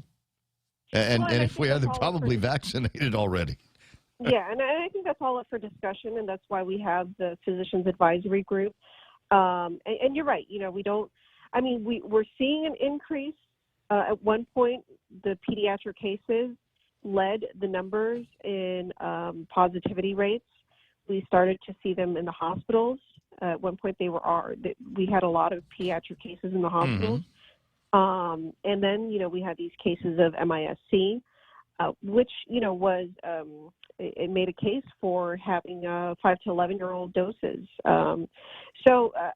But that's all part of the policy for policy makers to make, right? So, but at this point, we're not there yet. Right now, what we want to really focus on is ensuring that we have these vaccines available for 5 to 11-year-olds. Yeah, well, I'm getting folks asking me ask you what the science is for things like this. Janella is the spokesperson. She's not the CDC and Yes. the physicians And I groups have in the to say, mainland from that the put it JIT together. report, I'm not seeing a whole lot of reports of DOE kids getting COVID, or at least not in the recent. Oh, in the stuff that Michelle Franca sends out. Yeah, that's right. No, because we know that kids aren't spreading it in the schools, and what the heck? There's a whole bunch of them that don't really get an opportunity to do that. With only going to school a couple of days a week, that's the other thing is we've got to get this thing working a little bit better and moving faster into a 5-day-a-week schedule. I know John was talking about that maybe in January, but if it's going to be based on availability of the vaccine, and if that's supposed to keep the kids safe, maybe that will get them back into 5-day-a-week schedules and into something that feels like a normal life. That being said, though, still no mandate on kids between 5 having to get the vaccine in order to attend to civilized portions of life or attend school. That's not up for consideration at this point. Up for consideration, I don't know. That is part of, again, as I mentioned, policymakers to decide. The governor's office, of course, the Physicians Advisory Group, that's what they're there for, in tandem with the public health. But at this point, it's not currently written in policy. So whatever is in policy, that's what we are enforcing. But what I do want to say is, without those policies in place right now, which is for 5 to 11-year-olds being a part of it, what we do have and what we've been working on, or what we've been working off of, is the diagnostic testing plan or diagnostic guidance memo, as well as the screening testing plan. And why we have that is so that we can keep schools open and continue to maintain that. So that's part of the reason why we want to do that, is ensure that we have a means to be able to test the school population, and so that if we do find incidences of a school-age child testing positive, we can, of course, immediately isolate that child. Are we able to do that now with the teachers and staff? So we did do the training for them. We are providing the test kits to them. My understanding is I think DOE has already begun or is beginning to do that for the school-based staff. Mm-hmm. And then they're working on the screening testing portion. And so we are working together with DOE to review the plans that they are submitting for the screening testing portion. The diagnostic portion, which is different from screening testing, that should be in effect. So anytime there is a child or even a school-based staff who is symptomatic, and they simply just go to the nurse's office or the office, and they, let them know that they're not feeling well. Will everybody be vaccinated? Will everybody be tested on a going basis, or just unvaccinated individuals? So as long as you're symptomatic, this is the diagnostic portion. Okay. As long as you're symptomatic, then you should have it should be available to you, testing.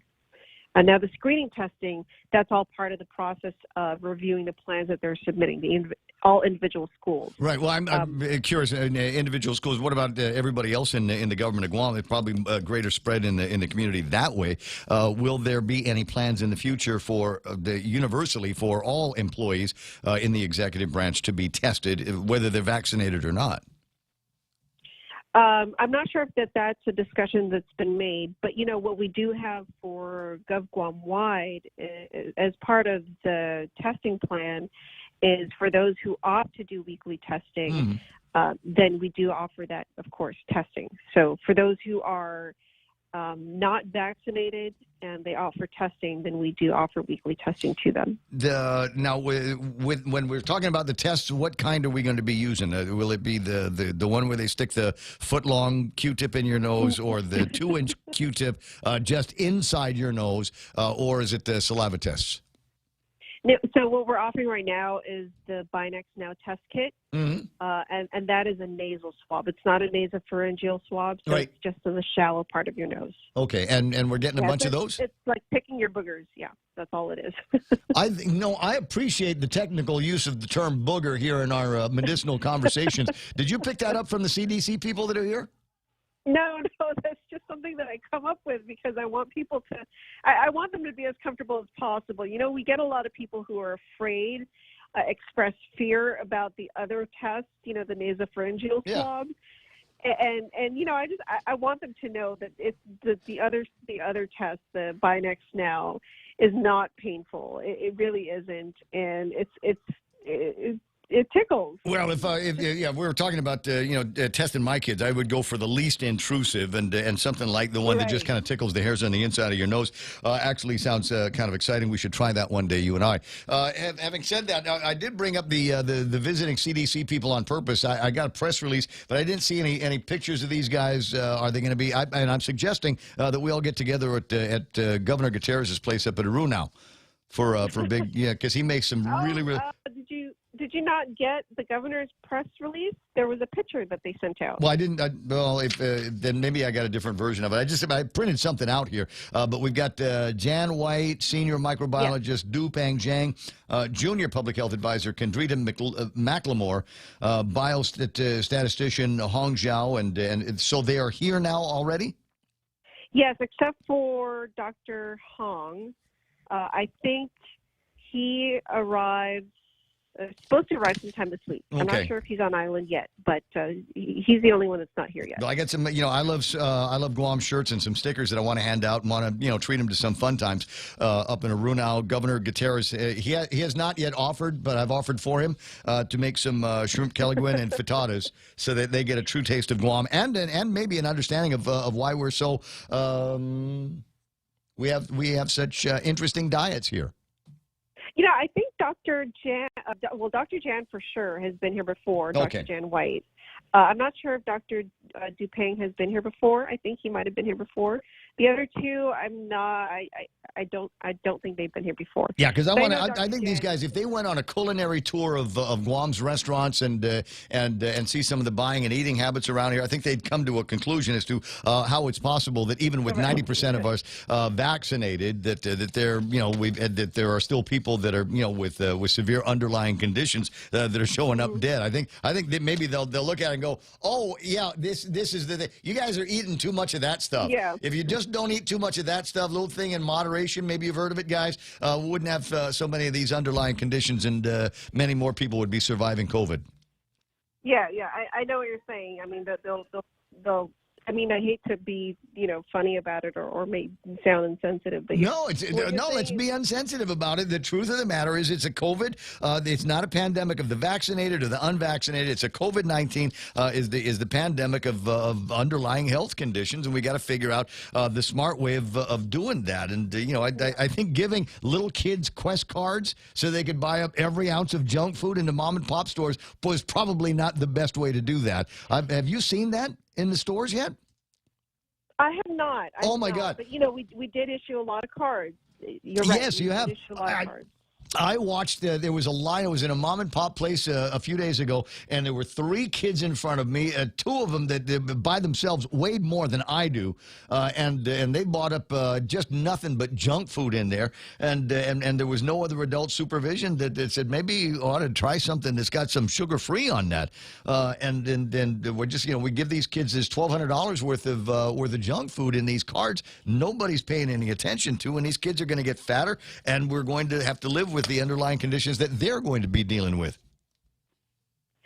Right. I hear what you're saying, but I think more than just underlying health conditions as well. I think there are other factors, and that's part of the reason why they're here is because we can share with them also other data that they can look into as well. So, underlying health conditions, comorbidities. There may also be other factors that are cultural as well that they can look at, communications. I think communications might be a part. I think there's some people that haven't gotten the messages yet, and though we've tried to get them the ideas in their own particular languages, just the way it is that we've got here on Guam. 8:31 in the morning. It's always fun talking with you. When are we gonna? Oh, yeah. Somebody's complaining about the data that's coming through in some of these JIC reports. I know that you're not in charge of the JIC reports, but this whole thing with the special note here is even the PDN has got an editorial that is clamoring about how inappropriate it's being used in the JIC report. So you guys might want to talk about some of that stuff down the road. I saw that. Yeah, I saw that. Yeah. Well, the statistics is based. I don't really want to get into it, but we are part of the JIC reports. We did contemplate how we're going to try to present the data because. Prior to the plain fact of the data is that there are more people that have been vaccinated in the hospital than there are unvaccinated, and this hypothetical population of 100,000 people with this and that, and trying to figure out who's more likely to go to the hospital based on this hypothetical pro rata situation, I think confuses more people than it actually helps. But the truth is that people that are vaccinated can still get COVID-19 and can still transmit COVID-19, and so you've got to do other things than just get vaccinated and pretend that you're immortal. Well, I don't think anyone's denying that. I don't think anyone said that people who are vaccinated cannot spread it, cannot get it. I don't think we've ever denied that. That's true. Well, I mean, but the fact is that there are still vaccinated people showing up at the hospital. How sick they are and how much I don't know whether they're in the we can get a number of how many of these people are utilizing ventilators or in the ICU. But I imagine that there's a bunch of people that are in there with some pretty significant flu conditions that are hospitalized. We put people with the flu in the hospitals before, so it's not a bad thing. I'm just saying if that's what it is, then that's what it is. No need to try to gloss it over with vaccine mathematics. I think what we wanted to point out in the JIC release by showing that statistic or that data was to offer some perspective. So, just because you're seeing two numbers, vaccinated and unvaccinated hospitalized, we wanted to give some perspective with the number of unvaccinated people, the total number of unvaccinated people, and the total number of vaccinated people on the island. So it shows you your chances of being hospitalized if you're unvaccinated and your chances of being hospitalized if you're vaccinated. So that's the number. We added that on based on a population of 100,000, a hypothetical population of 100,000, which is easier to look at versus the total number of people, obviously, on Guam, which is 160. Well, it's lower now. Yeah, and you need to. You're going to have to reconfigure the numbers now. I think based on what the census numbers are. The current census, right? Yeah, has that been done? Are we going to go into a JIC 2.0 set of reports with data that's with that fundamental data based on 153,000 people since the census? I'm not sure if we've done that yet. I think we're still working on that. But regardless, we're working on it. We're basing it on a hypothetical population of 100,000. So and that was the point of the way we reconfigured the hospital data, was to show that, okay, sure, you're looking at a number. It looks like it might be equal, the number of unvaccinated and the number of vaccinated people in the hospital. But really, if you think about it, based on the number of people who are fully vaccinated and the number of people who are not vaccinated total in the island, your chances of being in the hospital are higher if you're not vaccinated. So that's why we wanted to reconfigure it so that people had a better perspective what your chances of being hospitalized would be. And I appreciate the explanation, but for me, it looks like a cover-up. But that's the way I see things. I'm a little bit more jaundiced about this than I think a lot of other people that are in it every single day and looking for that kind of thing. Having said all of that, listen, it's always fun talking with you. I haven't had a chance to tell you to say hi to your hot sister. Anything big going on at John B's? Shipment on Friday. We had a shipment on Monday. So, yeah, the usual. Are you letting now? I'm kind of curious. Did you get those Quest cards for your kids? I didn't because they don't go to public school. Oh, I see. Okay, because I was going to ask. My mom was totally like, well, the thing is, because I'm hearing that there are fights in families with the kids going, it's got my name on it, so it's my money.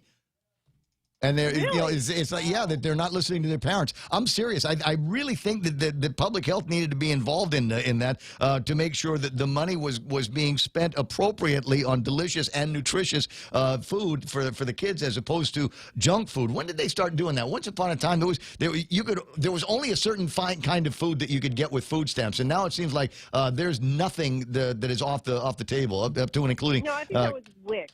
It was WIC where you could only get certain kind of food. But now, I mean, you can buy Pringles potato chips, and the very sugary teas that we have here. That I think parents are going, oh, it's tea, it's healthy. There's more sugar than that than there is in Mountain Dew, guys. All right, that's just me. Listen, I got to let you go. It's always fun talking with you. And don't look at the comments online. Okay, sure. Well, that's an invitation. That's bait. Oh, so you're gonna look. Don't look. Okay, but it reminds me about a question I did want to ask you. Candid News. I know it's your favorite outlet.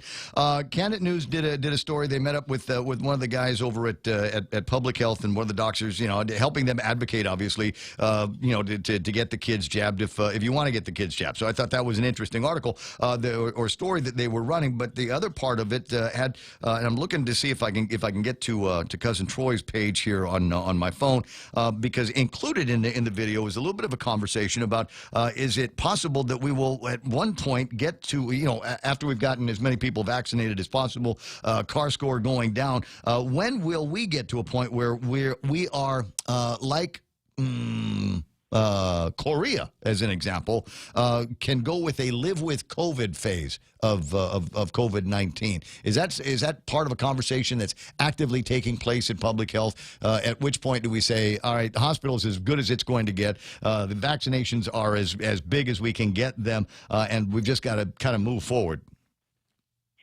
I think what it really is looking at our hospital. It's the fragile system of our hospital. So we really have to base it on our capacity to deal with hospital cases and not burdening it or overburdening it. So, places like Korea, places like Japan, certain places in the United States, they have hospital systems that are able and have that type of capacity. We don't. So we really have to be careful with how we manage our policies and base it on our ability to manage patients. So I think that's really where our policies are driven. Well, I think part of that has to be the educational campaign, and frankly, the people that have already started. I think what would be the most effective are the people that run the cemeteries and Ada's funeral home by telling people to get healthy, go get some exercise, go hang out outside, and go out and run and play. I think that will do as much as because after a year and what is it, 18, 20 months now of COVID-19, the hospital ain't going to get any stronger, and we've got to move on with our lives. And if we've apparently got money for the resources for Guam Memorial Hospital, why don't we let them go ahead and spend that on more ICU beds, more ventilators, and hiring more nurses and doctors? Yeah, and that is definitely true. Are we going to wait forever? Because the hospital will never be ready for prime time if we are, and Guam's just going to be stuck with COVID-19 forever. Well, as you know, I think GMH is doing their best to bring in more nurses. There is a national shortage of nurses, a worldwide shortage actually, but they're doing their best. I think they brought in a DOD team of nurses They're working with our federal partners, so they're doing what they can. I don't want to speak on their behalf, but I know that they're doing their best to try and to bring in more nurses, and working with our federal partners. I know the governor is trying to also, upgrade GMH. Recently, they did some capital improvements to the building, so. We're doing what we can so that we can provide for GMH as well. And public health is also doing its best. So, I mean, and you're right, Okay, so it's been 18 months. We've been, what are we staring at money? Is that what's going on? I don't know. I'm giving you a hard time because you're on the phone, and I'd give it to anybody else because we really do need to move forward here. Got to get the kids back in 5-day-a-week habits. We've got to get the business community where they need to be, and if we don't have tourists, then we at least put some of these businesses in a position where they can do more business with the local community and buy hats. I haven't forgotten that. So while I'm hanging up the phone with you, get out your WhatsApp, and I don't want any of this I cropped it nonsense. I want to see a picture of you in that. Don't post it on your Facebook Live. That's just like saying I can't use any of our pictures as our profile pictures. What is that? What is it? Conditions. I'll crop it. Yeah, give me a version that I can post. Okay. All right. Listen, Chanel, always good talking with you. Have a good time. I'll see you at the venue. Actually, you know what? No, I'm gonna give you. You know what? I'm gonna give you this special. I'm gonna give you the name of a place where they don't care about my back status. Oh, okay. Okay. Yeah, and you'll see me there. Nah, I won't take that chance. I might have to shut the place down. Yes, moral dilemmas. That's what I want. I want more of that. 8:42. I'll talk to you later. That's Chanel right, from over at the Department of Public Health and Social Services. I don't know. It's, Jose, I get it. Everybody wants, but what about? Janella is not the lady that's going to do the but what abouts, and she's just going to give me the same line that Crystal is going to give you if you but what about her. So it's almost pointless. It's a pointless endeavor, and frankly, I'd rather spend a little bit more time trying to get us to a point where at least one person at the Department of Public Health is saying, yeah, guys are some people in the media are responding to their listeners that want things different. We'd like to get back to some kind of a normalcy. And for God's sakes, if we have to wait out Guam Memorial Hospital, forget it. Move. Let's move to Virginia. Apparently, they're getting their act together. The population there said that's enough of this Democratic nonsense, and they hired themselves a Republican to lead them into the light. It's 8:43 in the morning. Montecillo Tyron's got big news and headlines coming up in a sec.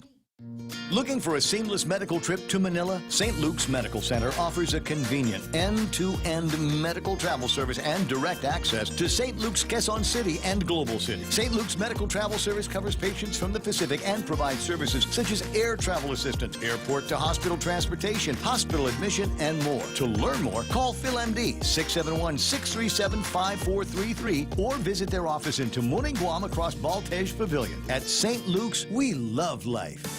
Great news, Guam! Chili's 2 for Dining is back. Enjoy a full-on meal deal made for 2 for just $35. Start with 2 Coca-Cola beverages, an appetizer to share, and 2 mouth-watering entrees like the sizzling personal fajitas, the mouth-watering honey chipotle steak and shrimp, or Chili's world-famous fall-off-the-bone baby back ribs. Available for a limited time. Dine in today or call 648-7377 to place to-go orders.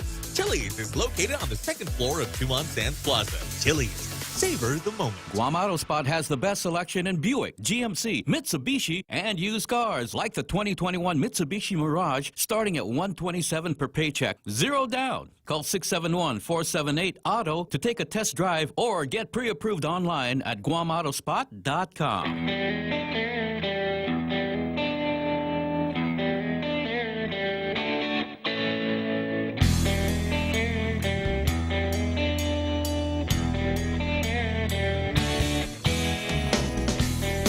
What is your SSID? Kind of our goofball question of the day. I checked my phone, and I didn't realize most of the morning my Wi-Fi was off. Nice. I got good data plan, though. I'll tell you what. The SSIDs around us are 11s. They've got one. There's 11th Essence, which is, I think, an interesting take on 11s, and Coffee 1. So the question I have next time I go over there, how many Wi-Fis do you people need here? What's up with that? And the Guam Sleep Center's got one as well. And the other interesting thing about the Guam Sleep Centers, they've got at least one patient here, that has the most sensitive car alarm in the world. Yeah. You know, it's the one where if you shut your door hard enough, the alarm on their car goes off. Monty, you're laughing. Is that you? It's me. It's 8:46 in the morning. Monty Silva Tyron. Well, because, I lock, when I run, I keep my key, but it only unlocks without the alarm if you have the toot-toot. But I put that in the car. So when I unlock it with the key, it sets off the alarm. Oh, so it's not one of their customers. Oh, that's you? And then I can't find the toot-toot. Yeah. Oh, my God. You call it the toot-toot? 8:46. So it's me. I just figured you guys know when I'm back from my run. Okay, now I know. I just thought it was one of those guys over there just not putting up with it. You're stressing because it's like a really loud noise. I'm trying to find the They're sleeping toot-toot and over I there. can't find it. It's the toot-toot. It's 8:46 in the morning. Brian, I see you there. We'll get to you after Mana takes care of news and headlines. Alpha Mana, what happened today? Well, it could be next week that Guam kids get their COVID vaccine. The 7,500 doses aren't here yet, Ray. But when they do arrive, the vaccines will start Public Health working with the schools on the distribution. They're looking at having them there as well as the clinics. There were 3 more COVID-related fatalities that were listed in today's daily JIC report, along with 89 new cases confirmed. In the Barrigada Mayor's office, they're looking for donations of some clothes and other items that you might want to get rid of.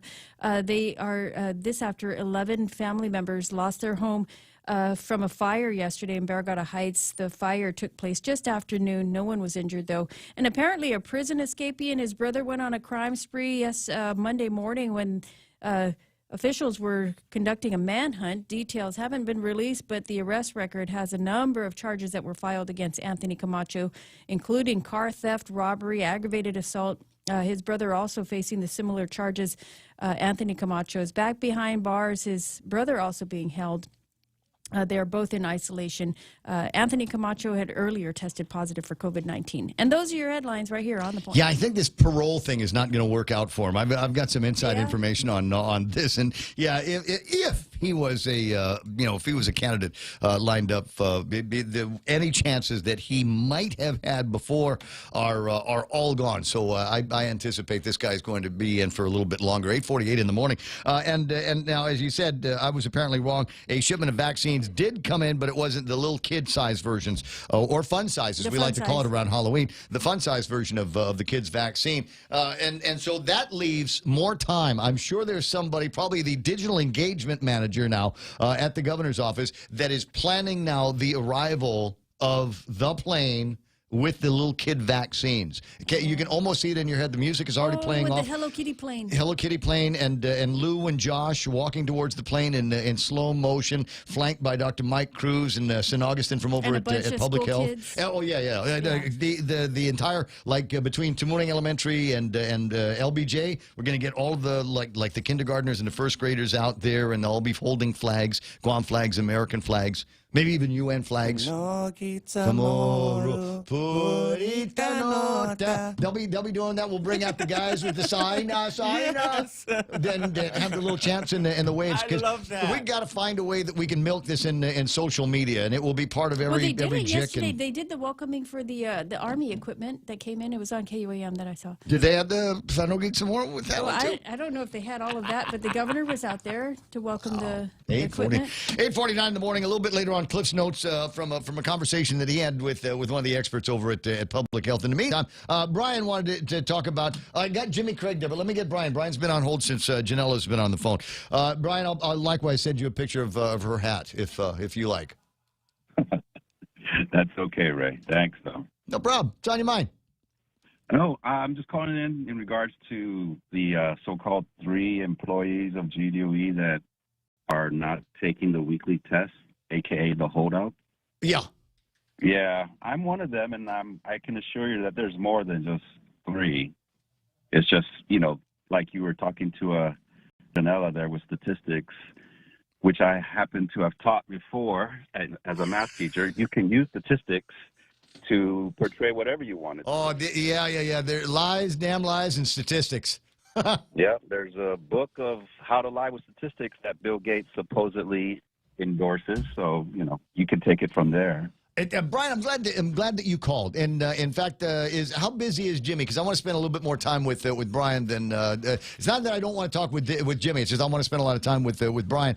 I know a number of teachers, educators like yourselves. I mean, professionals, been in there from the ground up, put up with all of the crap that the DOE has thrown at you guys over all of these years, and there, right there with them when they asked, "Hey, can you do me a favor and can you do in-person learning? Can you do online learning? And can you take care of some of this stuff the pick-up and drop-off learning with the kids?" Essentially, doing three different teaching essentials for different audience of students every day. And I heard a little bit of moaning about it, but for the most part, everybody came through with flying colors. And the repayment that you get, the recompense that you get is because you are not vaccinated and don't want to take the test. Well, screw you.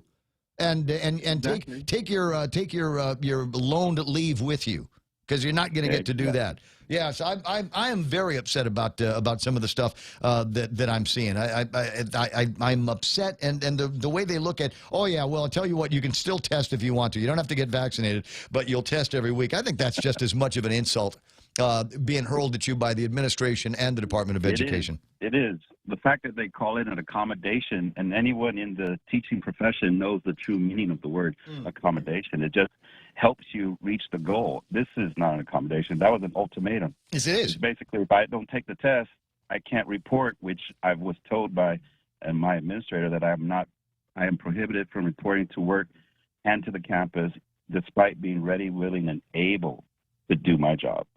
Well, ready, willing, able, and qualified to do your job. Who's in your classroom today, Brian? If my students are there because there's an activity day, which they should be there, I can't say who's covering. I don't even know if they're there. They might be in a cafeteria or in another part of the school right now. Because that's what I'm hearing from among some of the teachers who would normally be in a classroom, who are certified and have to get recertified on a regular basis and continuing education credits for the rest of your lives. And now all of a sudden, all of that work, I mean, it's like you're being replaced literally by somebody in maintenance or the cafeteria lady. According to the info I'm hearing, it could be a 1-to-1 aide. It could be one aide to watch 4 other classes, 5, because we still have vacant teaching positions which haven't been filled, and that's a chronic problem. So, I thought that was the most ridiculous thing. I mean, there was a story, and I asked John about this. I said, are you really going to be watching teachers administratively walking away from the campus when you're already short of teachers? Exactly. I don't know what's the big plan because that's above my pay grade, but I've been in this profession for over 2 decades now, and I have coworkers who were my students, so that's how much I've invested in this. I've heard and seen the same things.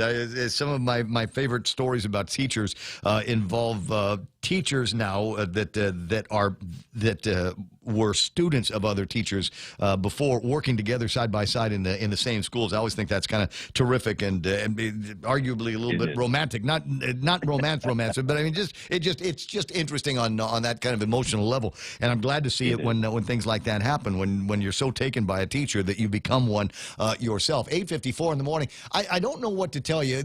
I don't know that we are any closer. And as much as I want to liken my situation with yours, I am also on the wrong side of the vaccine mandates here. Fortunately, I'm the boss of my own shop, and we've taken all the mitigations that we need to do administratively to protect all of my employees and the rare guests that we have at the radio station. Having said that, I don't have a vax mandate here. I don't have a mask mandate for my employees, and I don't intend to put one into play. But not being vaccinated myself, yeah, right? It should be freedom. It should be freedom. Not being vaccinated myself, Brian, you and I could not carry on this conversation at the neighborhood bar. You could not buy me a cheeseburger in a neighborhood restaurant to have this conversation because you and I can't get in.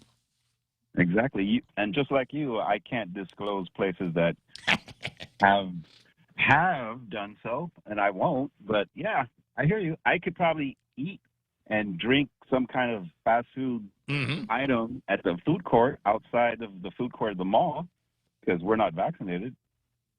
But I can give my children their napkin because they're able to sit inside the food court, but I would just have to sit on the outside. Well, for the time being, the kids are allowed inside. 8:55 in the morning. You just never know where everything like that is going to be happening. And that was it. Go, though, could I just say something? Yeah. Okay. Like I was speaking to your classmate there, Senator Bloss. He says that technically there is no case law that would support the governor's mandate of segregating folks based on vaccinated and unvaccinated for private businesses, and there's no real case law that justifies that.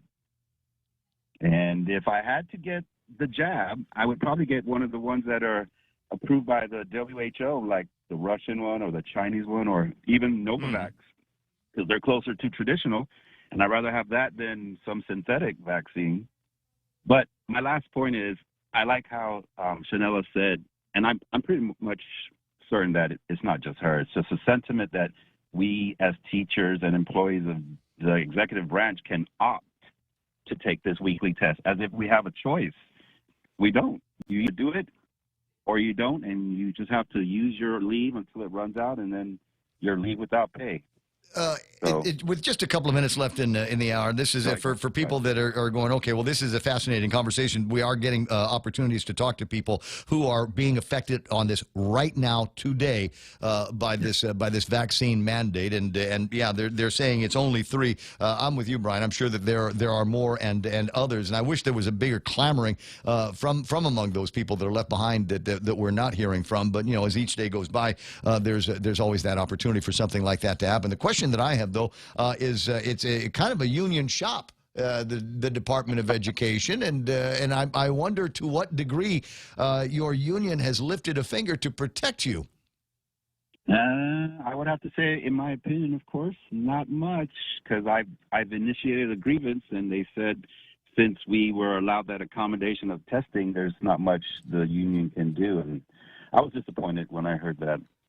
You'd think there would have been more. I mean, especially when you hear about how the unions for the cops in New York City have really gone to bat for their guys and saying, if you don't want to take the vaccine, don't take the vaccine, don't take the test. Wait for them to fire you, and we're going to back you guys up. I'm surprised there isn't a huge blue flu going on in the States.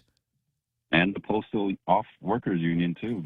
And among many of the people that we've sworn in to protect us in the U.S. military, all of a sudden their service, their experience is worthless because they aren't taking the vaccine. Exactly. This is a suck time that you and I live through, Brian, and I hope that pretty soon we get a little bit more common sense based on conversations that you hear, based on some of the things that you're reading. I don't hold out any hope that we're going to get any of that anytime soon. Hopefully next year in the election, like the way that's happening in the States. Well, Brian, you sound like you got the capability of being able to, I don't know, convince people one way or the other. Let me drop a thought into your head.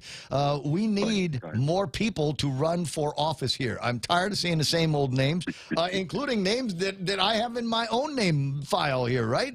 I think it's time that we start getting more regular folks that are just sick and tired of working for the government instead of the government working for them. It's hard. To do this, I got stopped up at the paperwork. I didn't want to do the paperwork. I'm too lazy to go get a police clearance and a court clearance and set up another bank account and give the department, Guam Election Commission more information I give to Daphne Shimizu. So I said, screw that, and going to try to keep working things from this desk here. But maybe you got some people that can help you out, put together a committee, and let's have some fundraisers. I'll back you. Thanks. I've contemplated it over the years. I know I'm in the classroom. I know that. Bro, this is the hill worth dying on. I agree. That's why I'm still not in the classroom. All right, buddy. Other ways to teach people lessons. I'd love to see them. I'd love to see a lot of these politicos get a lesson in civics from among the voters this year. I believe it's coming. I believe it's coming. You saw what happened in Virginia. Parents and real educators and students getting together and getting somebody in there that believes that the power of education really truly does lie with the parents and the kids. I'll talk to you soon, my friend. You have a great day. Talk to you, Ray. All right, buddy. Thank you, Ray. At 9 o'clock in the morning. Stand by now for Fox News Live. More votes than ever has been cast for a Democratic incumbent. I'm not incumbent, a Democrat running for governor. The president saying he intends to push forward with the so-called Build Back Better agenda. The House could vote on the plan later this week. The president made the remarks after speaking about the CDC approval of the Pfizer COVID vaccine for younger children. More than 6,000 school clinics have already been planned in school districts around the country. These efforts will also ensure equity that is the center of our children's vaccination program as it has been the vaccination program for adults. The president says there will be enough vaccine for young children by next week. A voting rights bill has once again failed to advance in the Senate. Across the country, we're witnessing a coordinated assault on the right to vote and even on how elections are conducted, tallied, and potentially decided. This is a true threat to the ultimate foundation of our democracy. Senate Majority Leader Chuck Schumer, every Republican except for Alaska's Lisa Murkowski, voted against a procedural motion denying debate on the John Lewis Voting Rights Act. On Wall Street, the Dow added 104, the Nasdaq gained 161, the S&P plus 29. America's listening to Fox News.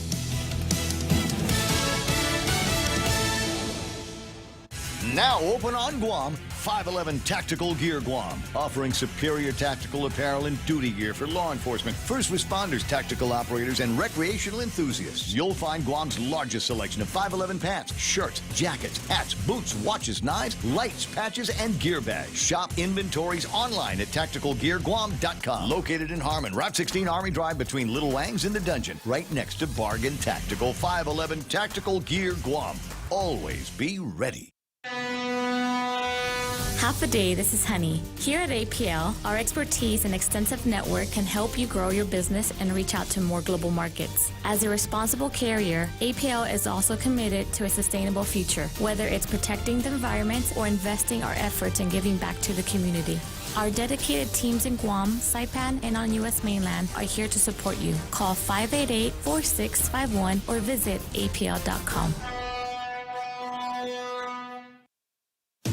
A Chicago woman convicted of murdering her mother in Indonesia now faces charges in the U.S. Heather Mack, now 26 years old, was taken into custody when she landed at O'Hare Airport in Chicago. She was deported from Indonesia after serving more than 7 years in prison there for killing her mother at a luxury resort in Bali in 2014. The body was found stuffed in a suitcase in the back of a taxi. Her boyfriend was also convicted and is still in prison in Indonesia. U.S. federal prosecutors are now charging her with conspiracy with others to commit that murder. A cousin of the boyfriend's in prison here after admitting he helped plan it in exchange for $50,000 from Mac's planned inheritance. Her attorney says the new charge is a witch hunt, part of the same crime she already did time for in Indonesia. Chris Foster, Fox News. A trial date of April 11th has been set for celebrity chef Mario Batali on a sexual misconduct charge in Boston. He has pled not guilty to forcibly kissing and groping a woman after taking a selfie with her in 2017. 4 women have accused Batali of inappropriate behavior. He has apologized. In July, he and his business partners agreed to pay $600,000 to resolve a 4-year investigation by the New York Attorney General's office into allegations that he, restaurant managers, and other workers sexually harassed employees. A star NFL quarterback will be sitting out Sunday's game. Less than a week since Aaron Rodgers quarterbacked the Green Bay Packers to a 7th straight win, now tied for the best record of the NFL. The Packers found out they will play their next game this coming Sunday afternoon at Kansas City without Aaron Rodgers. The 3-time and reigning league most valuable player has tested positive for COVID-19. In August, Rodgers was asked, "Are you vaccinated, and what's your stance on vaccinations?"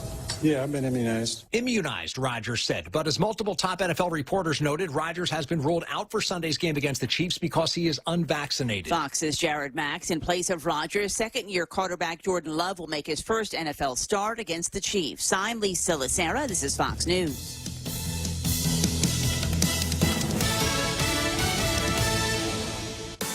Great news, Guam! Chili's 2 for Dining is back. Enjoy a full-on meal deal made for 2 for just $35. Start with 2 Coca-Cola beverages, an appetizer to share, and 2 mouth-watering entrees, like the sizzling personal fajitas, the mouth-watering honey chipotle steak and shrimp, or Chili's world-famous fall-off-the-bone baby back ribs. Available for a limited time. Dine in today or call 648-7377 to place to-go orders. Chili's is located on the 2nd floor of Tumon Sands Plaza. Chili's. Savor the moment.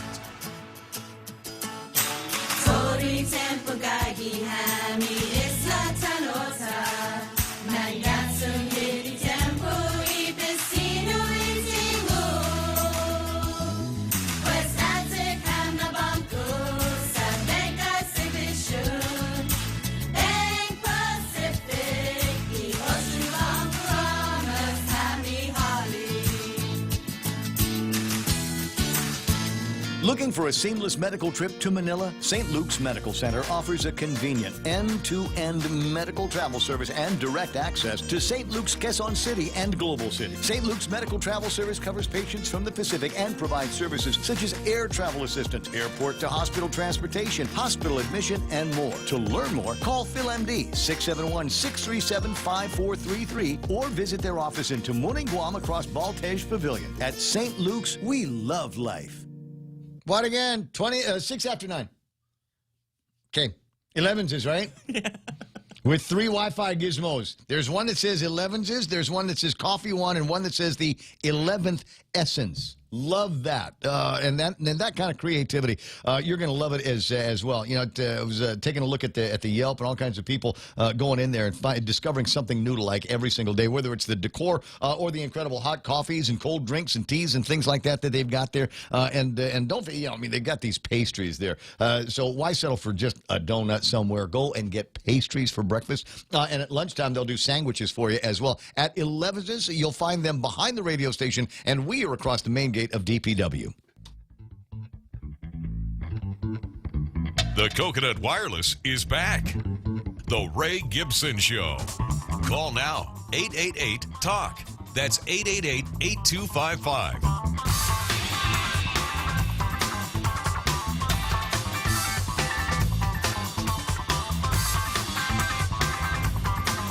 What did they say on the Candid? And these are the cliff notes. I'm looking at the article that Troy posted. I'd listened to a little bit of the interview, but I had to get ready for work. The guy says, okay, the vaccine is safe for kids. In weighing the pros and cons of the Guam situation, that is high infection rate, low death rate, high vaccine rate, bad economy, etc., it's important to factor in the high rates of people with disease, that is obesity, lung issues, diabetes, heart disease, cancer, and the high incidence of multi-generational gatherings in home settings, which isn't going to change anytime soon. So we better figure out our way out of that. The coronavirus will not go away. It will remain with us. And just like the flu, booster shots will be needed every now and then to avoid getting too sick. The question that comes from that, though, Cousin Troy, is define now, every now and then. If you got the Johnson, what is that, every 2 months? About every 6 months for the other ones? No, thanks. It's okay. You keep that. I'll just work on maintaining a healthy lifestyle and a decent diet, which includes as many different flavors of beer as possible, and the occasional big steak. God, you know what I had for dinner last night? I'm going to tell you, so it's kind of too late, right? Sucks not to be the host of the show. I went and bought myself. Okay, I can't really afford steak anymore. So what I bought was pork chops, but no ordinary pork chops. I like the thin ones. Oh yes, the ones sir. that are about a half-inch thick. Yes, I mean, sir. not fat, not big, No. but they're. And so you take that, you throw some butter in the thing, some garlic powder maybe, and some soy sauce in the skillet, and then you fry them up until they are just this side of beef jerky. You know what I mean? Yes, sir. And so the little pork chops, you got that little tiny bone, right? And you get the gristle on the top of that, and the steak. I mean the steak, the fat, the manteca there, because it's so thin, rends fairly quickly. So you get a lot of great fat flavor without a whole lot of the fat. Anyway, so that's what I had. I had that with. Don't hate me, Kenley and Guerrero. I had that with rice, and I didn't have salad. I had it with kimchi. Oh, sweet. That's good for you. I think so. Why do you think the Koreans, they live to like 200, man? I see the ladies running around. The little with the red peel-off top over at Payless, that's the one that I get. Single serving? Yes, exactly. Nice. Exactly. That's what I put that in a little thing and eat that with the rice and butter. And 1 drop of soy sauce. 1 drop only of soy sauce in the rice and the butter. And that's the way I did that. But I'm not eating like that. Man. I'm not eating like that every day is the thing. I don't eat that every day. No, I eat worse. No, dude. They know when I start to give my phone number over at Jamaican Grill. They go, "Oh, Mr. Ray." Yeah, that's me. I just say the word "for," and then they, "Oh, it's you." Never mind. I already know what you want. Where was I? Let me finish the thing. The coronavirus will not go on. There will be a point when public health policy will treat the situation as endemic rather than pandemic. Officials are considering when that will be. In the meantime, it's important for more people to get vaccinated, as, quote, herd immunity is unknown at this point. You would think it'd be somewhere near 90%, wouldn't you?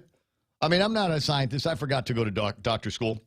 But you'd think that about 90% of the people with the vaccine should have pushed us to some kind of herd immunity, unless the vaccine doesn't work. Oops. Never mind. Of those who died of coronavirus-related illnesses, most died with COVID-19 as a significant contributing factor to the death. As in, that was the thing. That and the comorbidities pushed them over the limit. But it's this line here. There will be a point when public health policy will treat the situation as endemic rather than pandemic. Officials are considering when that will be. I'd like to know what that conversation is going to look like. When and specifically for everybody that lives here that would like some semblance of certainty in their lives, what will advise that decision? I'm sorry, I got a tickling thing in my nose like I just took one of those Binex tests that Janella was talking about. Yeah. Doesn't that sound like a great couple activity, though? As much as I'm not interested in or need to take a test for COVID-19, that just sounds like a fun date. You know what? Let's go and we'll have the guy tickle our noses together. Selfie. Selfie with the thing in my nose. Yeah. Right? So could we do something like that? And then, afterwards we'll go and pick up our food because we're not allowed inside.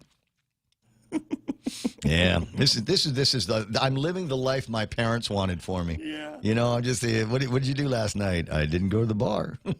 I didn't. What restaurants are you eating at these days? I go, I'm not. I'm not eating in because I'm not a vaccinated guy, and I will admit a great degree of being immature and petulant and just questioning authority about it. People that I don't respect are telling me what to do, and people that I didn't vote for are telling me what to do. And as far as I'm concerned, you want me to go and do something? No, make me. Or what is the other defiant kid answer? Or what? Well, then you can't go to the restaurant. Oh, no, I can't eat $35 worth of food on one plate? You mean I'll be forced to sit at the house and eat three pork chops with a thing of rice and a thing of kimchi, which I want to say, what's a cup of rice cost to make in the house? What is it? $1.50. Right. So the kimchi was $1.49, I think. Less than $1 for a cup of rice that I cooked in those 3 pork chops. I think the whole thing, it came in a pack of 6 for like $3.50 or something like that. So what is another $1.50? So rather than eating in a restaurant, paying $35-$40, and then a tip on top of that, and $7 beers, and I got mine for about the same price as Colin. So yeah, tell me what, this is a bad thing for me because I don't have the luxury now of $100 every time I go sit down at a table somewhere. Punished. You are punished, Ray. Man, it's just not fair, Real Joe. Man, wish I wowie those guys. What are we talking about? So I'm on one of these chats. It's one of these like super serious COVID-19 chats, and they're talking about serious super COVID-19 things, and the government sucks, and what about my freedom and all this other stuff. And I see Claire Calvo's on there, and I'm like, hey, I saw you at the beach yesterday. She did a yoga thing. Oh, I don't know nice. if I don't know if I'm allowed to say where. Outdoor yoga. It was an outdoor thing, Yeah. and I just let me just say this about that. She's that is a fine specimen of yoga instructor, and some of the people that were there doing yoga with her, it's clear that they're learning from a master, and she's like doing all these like yoga poses. I mean, not like the most complicated yoga things in the whole wide world, but it just it's just the way that when you are in the presence of somebody that knows what they're doing, that's awesome. I love that. I love being around instructors that know what they're doing. And I don't know if you want, reach out to me and I'll get you Claire's contact information, and maybe you can participate in that. If for no other reason, number one, it's healthy. Number two, it's outdoors. And number three, it's yoga. It's yoga. And there is something mentally releasing about yoga. Now, and I'm the last guy to talk about this because, frankly, I don't generally let the world get me down. I'm kind of just go with the flow kind of guy, and when I have to be a leader, I'm a leader. But most of the rest of the time, it's like, hey, what do you want to do for dinner? I honestly don't care. I don't care. God, where was I? I was someplace. And somebody wanted me to make a decision on something, and I said, no, I don't want to. It's after 5. I don't want to make a decision. Is it life-threatening? No. Then ask somebody else. Ask Joe. Joe's guy, he's good. He'll make a decision. Was it twins, Ray? No? No, that's an easy answer right there. Especially if they're yoga instructors. But it's good every once in a while to get into a thing where you allow yourself a little bit of mindfulness. Now, I'm going to make a pitch again. We've got, I've got the Apple TV at the house, got it beyond the box, 8888 box over at the Micronesia Mall. And so I got one of these things, and the last thing I anticipated doing with it was watching workout videos. It was the absolute last thing until I started watching some of the workout videos and participating in some of the workout videos. Now, there's a Vietnamese girl. I think she's Vietnamese. Kim No is her name, and she fills out a yoga pants so well. It's unbelievable. But to watch her do these exercises is actually kind of thrilling. So I recommend that wholeheartedly. It's got your Hulus and your Amazon Primes and your Netflix and other things like that. But really, if you are concerned even a little bit about your health and fitness, especially with the comorbidities, and especially since it doesn't sound like we're going to get out from under this quote public health emergency, and because they're going to keep using the hospital as an example. They're always going to say, our delicate healthcare system, which is bull after a year and a half of this, and with all of the money that we've got access to right now, but our healthcare system is so delicate. Well, whose fault is that? It ain't my fault. I didn't do it. We've been clamoring for change over at GMH for generations, and it continues to be exactly what it is that needs to get changed. Systemic issues, as they say at Guam Memorial Hospital. I got you. Well, and here, Jimmy Craig can do something about that. Hey, Jim, how you doing, Senator? Oh, great. I hope you were able to hear the conversation that I had with Brian that I kind of blew you off for. I'm really sorry about that, but that's all right. I mean, this guy's in the middle of it. This is a career professional teacher who because he's not taken the governor's loyalty test with this vax mandate, and he is not going to submit to weekly testing, which is a suck accommodation now. They've sent him home. And he can't do what he has to do. So you know who's teaching his class now? This guy's a certified education professional. And you know who's teaching his class? Probably some patrol guy on the side there. Yeah, not somebody qualified. What do you? Certainly not not a teacher. He works at a school, but he's not a teacher. Is this what we want for our kids? Have we not messed with their education enough that this seems like a viable thing to do in the schools? I don't get it. Right. Yeah. And I don't believe that's what the director, Mr. John Fernandez, wanted to do in the first place. It was the governor that came out and just changed the plans over on a Friday without discussing it with the director of education, Mr. Fernandez. And he's worked diligently to try to get this working and then put it back in place. We should have let them figure this out on their own. And they had the right plan, but it's so unfortunate. But that's how this this Democrat leadership works, and if you see Republican states in the mainland, they're not putting up with that kind of nonsense. They're opening up their schools. They're not requiring these kind of things to happen. And I just don't agree with any kind of mandates. I'm okay with doing my own vaccination. That's fine. Who's got the education oversight at the legislature? Why have they not gotten into the middle of this? Let's see. It's I believe it's Senator Shelton with the University of Guam. I'm wondering if that will fall under her purview as well. But again, it's our Democrat-controlled legislature to oversee this. And sometimes when you get the Democrat governor, you just kind of follow on suit. I'm not saying they're all like that, but the pressure gets put down to the Congress building. And as you can see with our governor's leadership, she likes to dictate instead of letting the people's voice be heard. And this is why we're at this point today. I've met these teachers as well. I went to their gathering. Oh, you had that? You went on the march? Well, you were there. I don't know if you participated in the march, but you at least showed up. Right. I missed the march, unfortunately, but I was there at the end and had the opportunity to talk with several of them. I met a career teacher as well, and almost crying by explaining to me what she has to go through now with her husband to decide. They're not wanting to do get the vaccinations, right? And this is what the teachers that we were telling how important they are to our society and how they are the frontliners. And then we turn around and we basically said what the governor had said before, the pandemic of the unvaccinated, and she never took those words back before, and it's still stuck with us. It's just wrong. Yeah, well, it's stuck in my throat, and I think should be part of anybody who's running for against her in this year. I think that needs to be part of their campaign vernacular. 21 after 9 o'clock in the morning. I'm just like I said, we look to the legislature, and parents have got to be upset about the quality of the education that their kids are getting here on Guam, and they're just throwing gasoline on that fire by allowing for these teachers, number one, that are being administratively drummed out of the office every day, and number two, even for the teachers that are taking advantage of, quote, the accommodation of a weekly test. It really is that what we want to subject these individuals to? Frankly, it would surprise me if any of them went back for the job next year.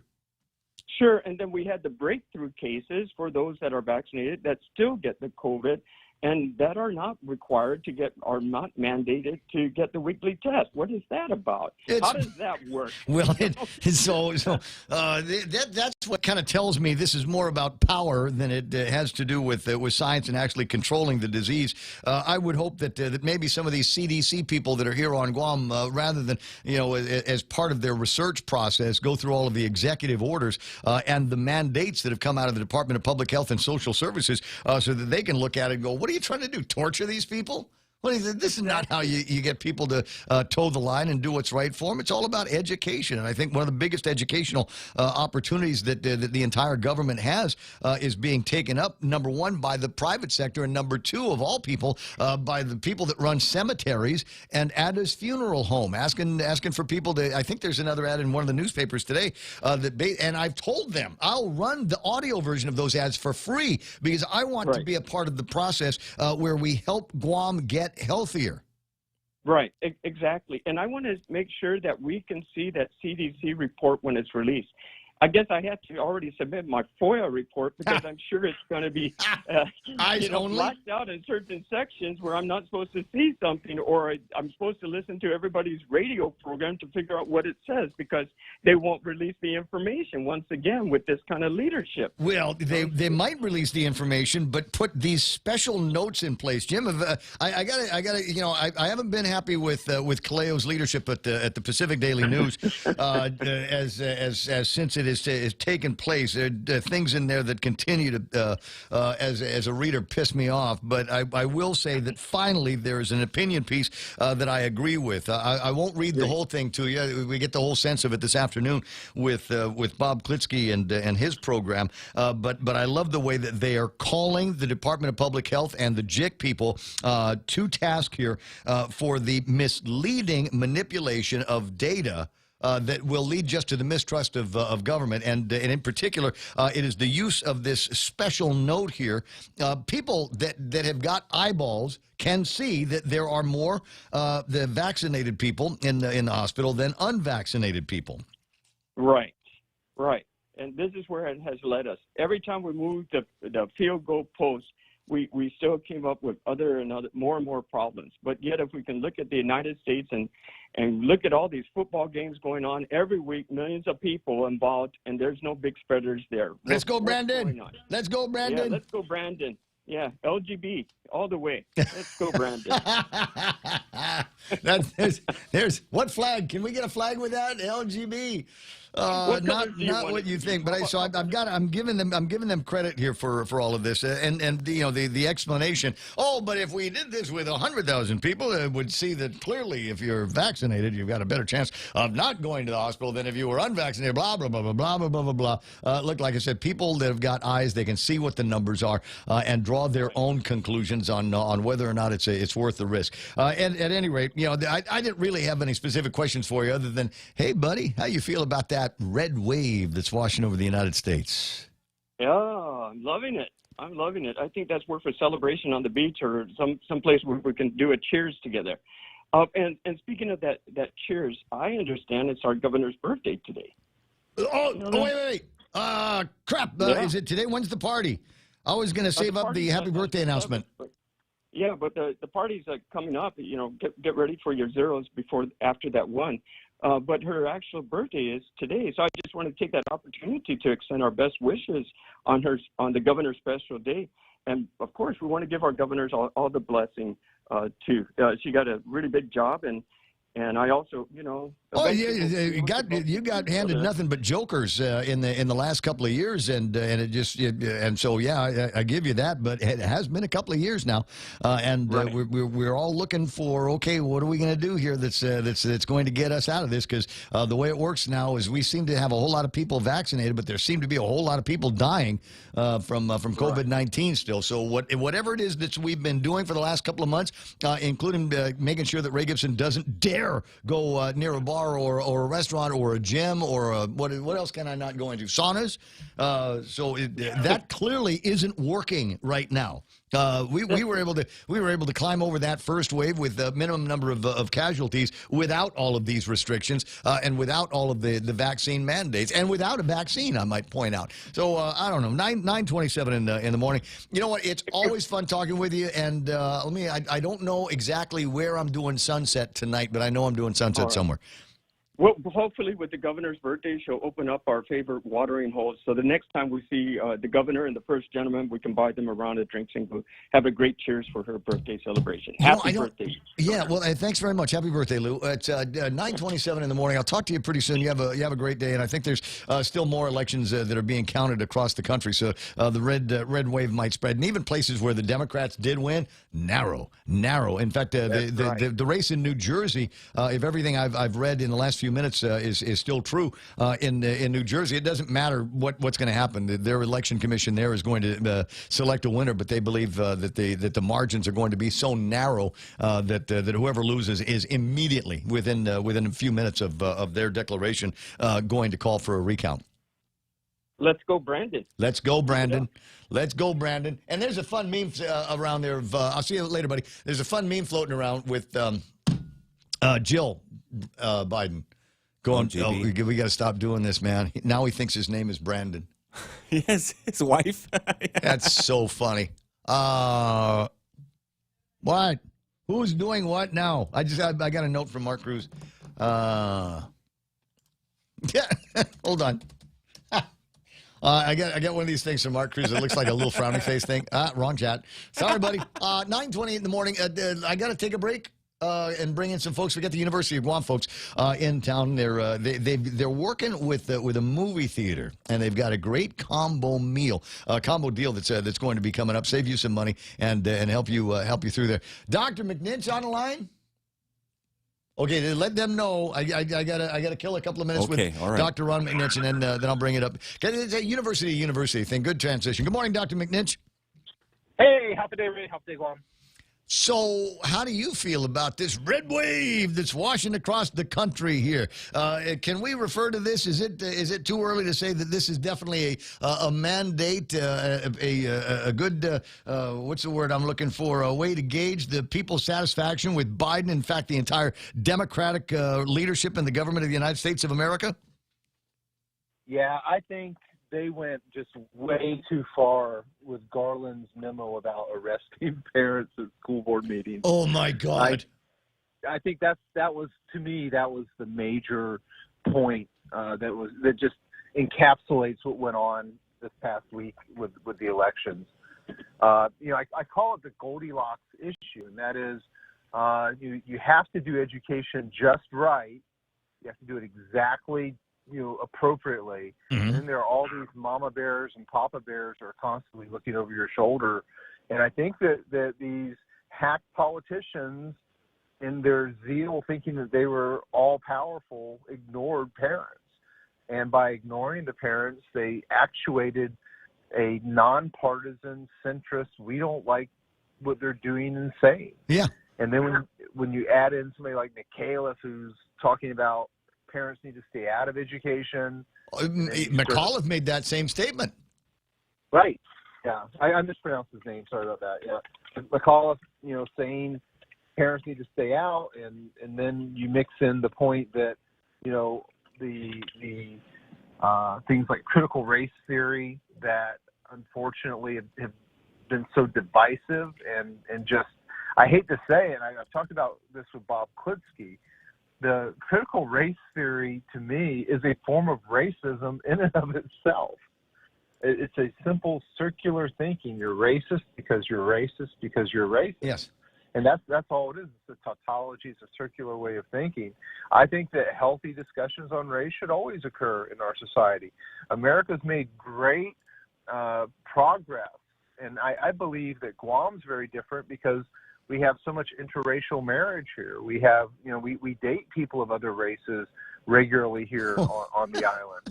And that really reduces. I had to remind somebody about that once. Somebody uttered the word racist in reference to me, and I said, my daughter's half Japanese. Did you know that?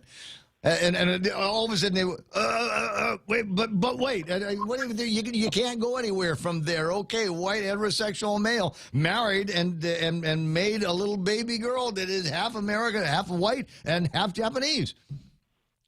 Right. Athena's 1/8 Vanuatuan.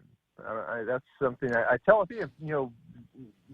Make it work. You should tell people what your background is. I shouldn't need to do that. I don't think anybody needs to do that. I don't think that any of that needs to be in any psyche. You will figure out whether I'm a racist within usually about 5 minutes of meeting me. Otherwise, you will find out whether or not I've got a temperature for your brand of what about me, and your brand of victimhood. This thing with what's the name of the comedian, Dave Chappelle? I think that's going to be real telling as that story goes a little bit wider and people are able to do a little bit more analysis on it. Anyway, 9:32, big red wave going all the way across the United States. You were talking about education. Reminder now, and I will agree with this. We say education, that's a dog whistle for a lot of different issues. You were talking about critical race theory. I think the educational systems, high schools, schools in particular, are being used as these petri dishes, social petri dishes, where we experiment with things like, if a boy with a penis decides that he wants to go to the ladies' room where there are people in there without penises, he should be allowed to do that. If he identifies in that direction, he ought to be allowed to go in there. Or if a boy with a penis decides that he wants to participate in scholastic events and athletic events against women who don't have penises, then I think that he should be able to do that as well. I don't agree with those statements, and I think that that using education to get through some of these social challenges ought not to be the case. I think they got to find a way to ban all of those conversations. If you go into the Duke Law Center website, they have statistics on collegiate and high school athletics, and there are over 150 boys who are faster than the fastest woman in the world in the 100-meter race. There's over 3,000 males who are faster than the fastest 5K female runner in the world. Yes. And these young women who have really strived in athleticism and really made leaps and bounds in the last 20 to 30 years in athletics are having to deal with these dynamics. And they shouldn't have to deal with it. They shouldn't. And it is being allowed in city boards and school boards all across the country, and it ought not to be. Form your own league if you want that. But you should not refer to yourselves as women for the purposes of sports if you weren't born one. I think that we can certainly accommodate and try to work with various parts of our society, but I fundamentally believe that the sports issue, particularly the high school and collegiate sports issue for women, is very unfair to young women athletes. And I think that we need to have a very healthy discussion and say, let's treat young women fairly, particularly in sports, and not put them under these pressures. You should take a look at you saw what happened in the Olympics. It just feels like some weird kind of hysteria has gone all over the world. Hey, 9:35. I got to bring in some girls to help make some money for the endowment. Hey, I'm going to go to that movie. I'm going to listen in and go to whatever event. I always try to support the endowment and the great work they do at the university. I think it's going to be a whole lot of movies. This thing sounds like it's going to be one of these fundraising things that goes for a while and not just a one time only. We'll get details on that in a couple of minutes. Doc, I appreciate your time. Appreciate your article in today's Guam Daily Post as well. Great read. Hey, Ray, you always have great conversation in the morning, man. I will. 9:36, Ray Gibson Show, 671-888-825-88 TALK. I saw that, man. What did you see? Shining each other's shoes. No, it's okay. You know what? Well, can I before we do anything else? I just got a note. One of my favorite things about First Hawaiian Bank is I got the app, right? I got an app and it tells me what's going on with my account, and it just told me there's a pending transaction of blank blank blank in my checking account. You know what that is?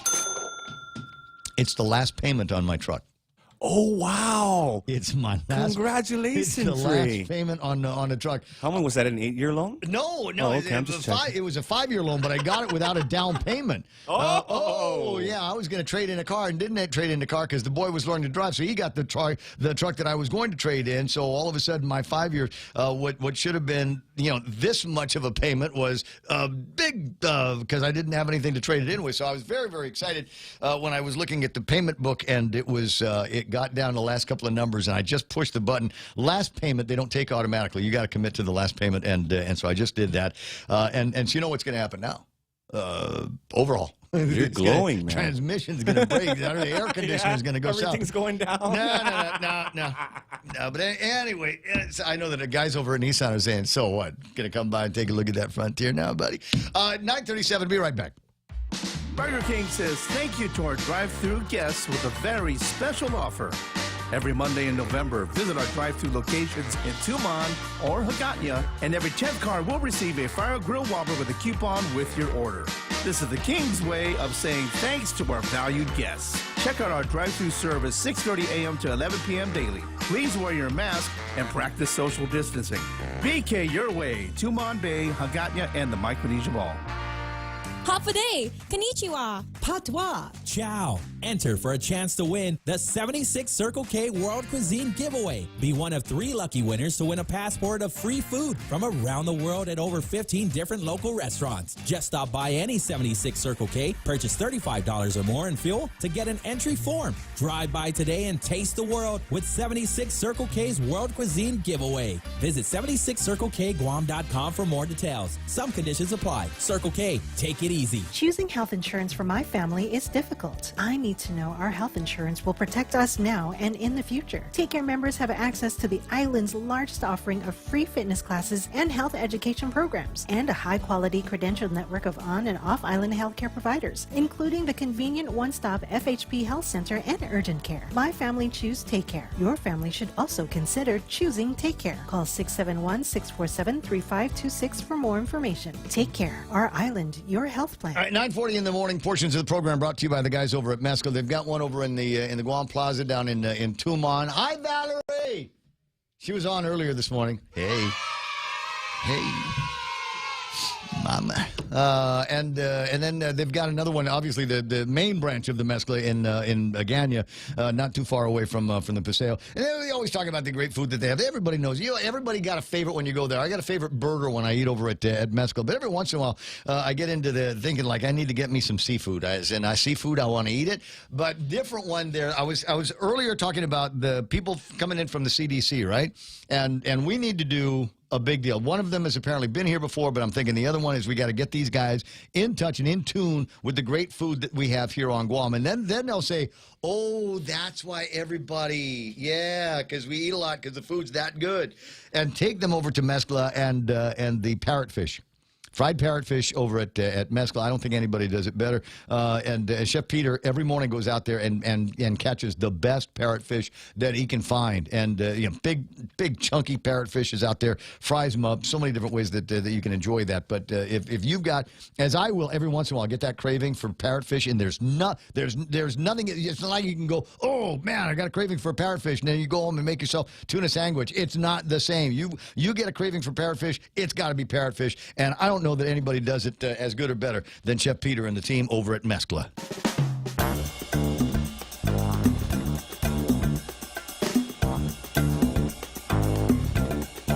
Dr. Ron McNinch is going to be listening attentively to this portion of the conversation 40 minutes after the hour, or as we say, 20 away from 10 o'clock in the morning. And I love doing interviews, and we got one lined up. And the answer was, well, do you want to do an interview with Janae from over at the department of the UOG Endowment Foundation? The answer is always yes, because her husband is my number one. He's my admin manager for the radio station. And as far as I'm concerned, I work for both of them. So the answer is yes. Come on in and let's talk about what's going on over at the endowment. First of all, where's Dana? Dana says she couldn't make it, and she's not at the endowment anymore. Where's she at? I can't say where. But I'll tell you where. I'll tell you later on WhatsApp. Oh no! Wait, what's that mean? WhatsApp you. But she is listening, and she says she will be bringing you cream puffs. Soon. Yeah. Oh, how come you bring Only it? How come vanilla you bring it? No. Or chocolate. I need to be inspired here. Oh, okay. No, I started a new I want to say a diet and exercise program, but it's only just the exercise right now. I haven't locked in the diet because there's 4 Jamaican girls on Guam, so I'm having a hard time locking in the diet here. I know I got the beer part of the diet down. Oh, she's got that down pat. Right? Like, yeah. She is Ambrose she's Michelob Ultra. That's the two of us. She's Ambrose loyal. No, she went running with Manny Hechinova. Hello, the sister's married to a Shimizu. Really? I didn't know that. Ding ding ding. I didn't know that. Oh, I didn't know. I was kidding. No, but she was running with Manny yesterday, and Manny is like expert runner, and Manny's all like pacing, and she's like, oh my gosh, I'm so out of shape. I'm like, why? She's like, because Manny just like passed me. I was running with him. Yeah. I was like, yeah, well, Manny's a beast. So Manny Hechinova, you're a beast. Yeah, and always has been. I wish I saw them more, but unfortunately with this stupid COVID, I can't. There's no 5Ks or anything like that. True. I mean, and they well, we have a virtual 5K. Not the same. It's not the same. For people like if you just want to kind of hang in the back, that's cool if you want to or whatever. They're talking about going back to them in some places, like in Hawaii, where they're pretending to free people over there. Like saying, okay, undercover 5K. Well, no, they're doing like 5Ks, but they're okay. We'll send everybody out in waves of 20 at a time for this phase, and then after that, if nobody dies, then we'll send them out 50 at a time, but no more than 200 people that can participate in the races. And that's just not people need these things to exercise. So what is the thing that in the governor's brilliance here, the thing that it's great exercise for people, but you can't do that because you got to be I got to run 6 feet apart, or you got to wear a mask, or we're just not doing these crowdy things here. And I'm going, but it's outside and it's healthy.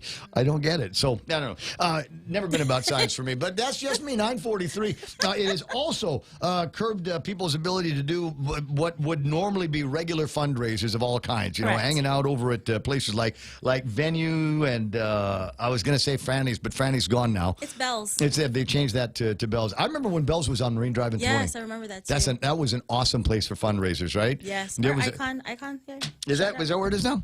Well, we go. Yes, Bell's Icon? is where. Well, Icon is always awesome. Saturday night Yes. we were there, but Bell's is now in Manguilao, next Yeah. to the old Franny's. Well, is it big enough? Because the Bells on Marine Drive was huge. It's pretty big. Yeah. It's like the old Franny's, but They made the DJ booth smaller then. Did they Probably. bring in smaller DJs? tiny DJ. No, they used to have when nobody it was puts Bell's they had a DJs in the stage. corner. Just kidding. And you got to feel bad for like Social. Social opened the day that COVID-19 came. So sad. Did I tell you I bought beer from them? No way. No, it's true. So these guys were smart. They knew that they this whole 2 weeks to flatten the curve, they didn't buy it. So they said, all right, we're not going to store all of our beer, and keep the refrigerators running for all this time. So they took out all of their par and then sold it out to people at around wholesale prices. How come we don't know about this? Dude, Kevin? it is Checking. because by the time word got out, the inventory got out. Oh, it was all done. People were buying I know it's like truckloads. I know it's like Pari's Place now or something, right? That looks interesting. It's called Pari's Place. I think we know the person who owns it. Is it my party? Jerry, I think he could be our party. It's everybody's party. It's Pari's Place. I Hey, can't. just kidding. Show me the back way. Hey. Wait, I know that building. I know the back way. It's at 9:45 in the morning. UOG Endowment Foundation here in the studio, working with Tango Theaters. Now I got Yes. Janae, who's here, and then there's Jaira. Jaira, what's your last name? Bautista. Jaira Bautista. Okay, and so are you with the Endowment Foundation Yes, as well? I am. Okay, gotcha. Dude, can we do another one? This is another one of those things we had a good time with over at the museum. You remember we did that Love Around the World thing? Yeah, Love Languages in the Pacific. Who? Huh? What? What? Oh, Joe wants to be turn on part of the the mic. What? conversation. No, her camera. I was put What's her wrong with camera. her camera? Yeah, Oh, I can't see her. It's Oh, we can't see your face. it's showing right down Ta-da! here. and- We can see your face now. Okay. But yes, Love Languages in the Pacific. That was awesome. We thank you guys. Choice Broadcasting was a big That sponsor was for just that. wicked cool. I learned some word. Wallace Ting Ting. Yeah, well, let's think. I learned- Yeah, so you have a very clean house, right? And I'm trying to but I was trying to figure out, okay, what does this have to do with love? And then I started lecturing. Then I was lecturing the Filipino kids on some great rom-coms that come out. I swear to God, I swear. We need to do this. Okay, so next fundraiser with the movie theater.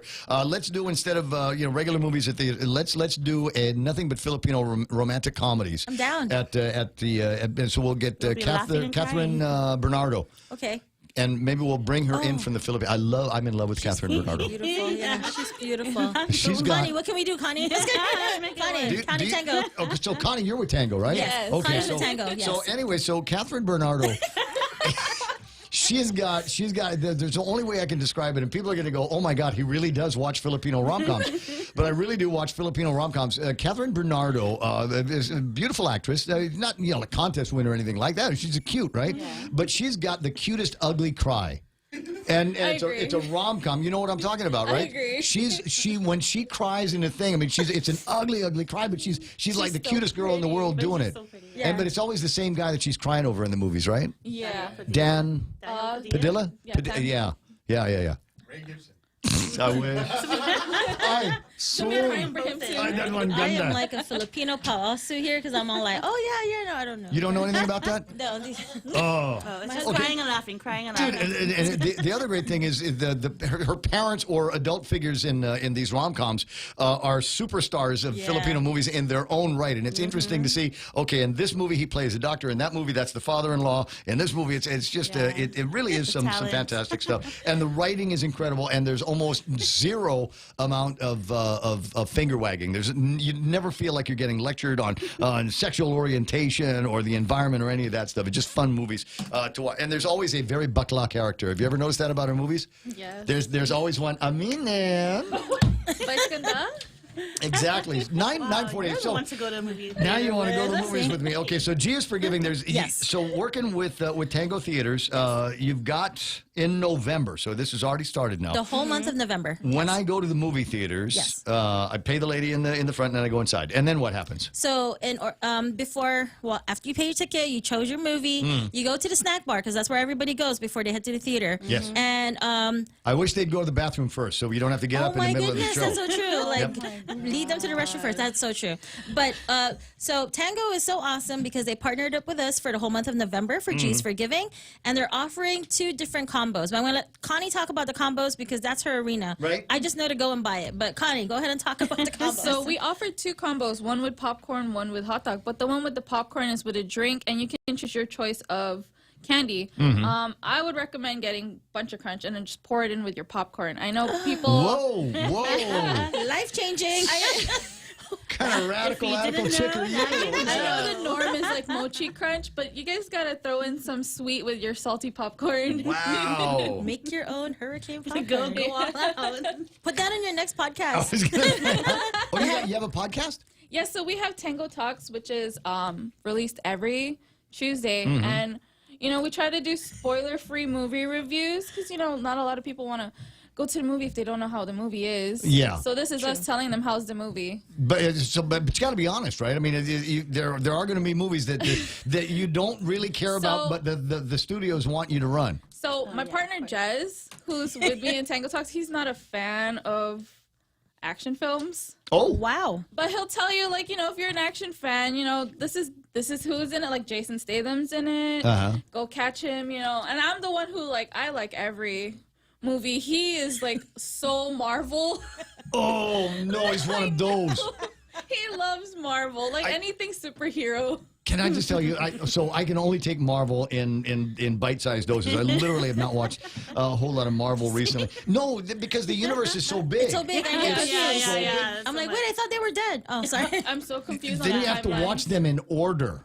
There's a specific order that you've got to watch all these things in, and then there's going to be Easter eggs that you're not going to catch because you didn't catch the cartoon version of it, or the version of this that's on weeknight television in the States. I don't even have cable anymore, so I don't know how am I supposed to keep track of all of this stuff. So the Marvel universe is one of those things where wow, what a pain. So anyway, all right, so getting so hard to do a straight interview here. I know. But thank you so much. See, we should have our own show. Me, Connie, and you. 2 combos. Combo number 1, G combo 1, small fountain drink, kitty popcorn, and your choice of a candy.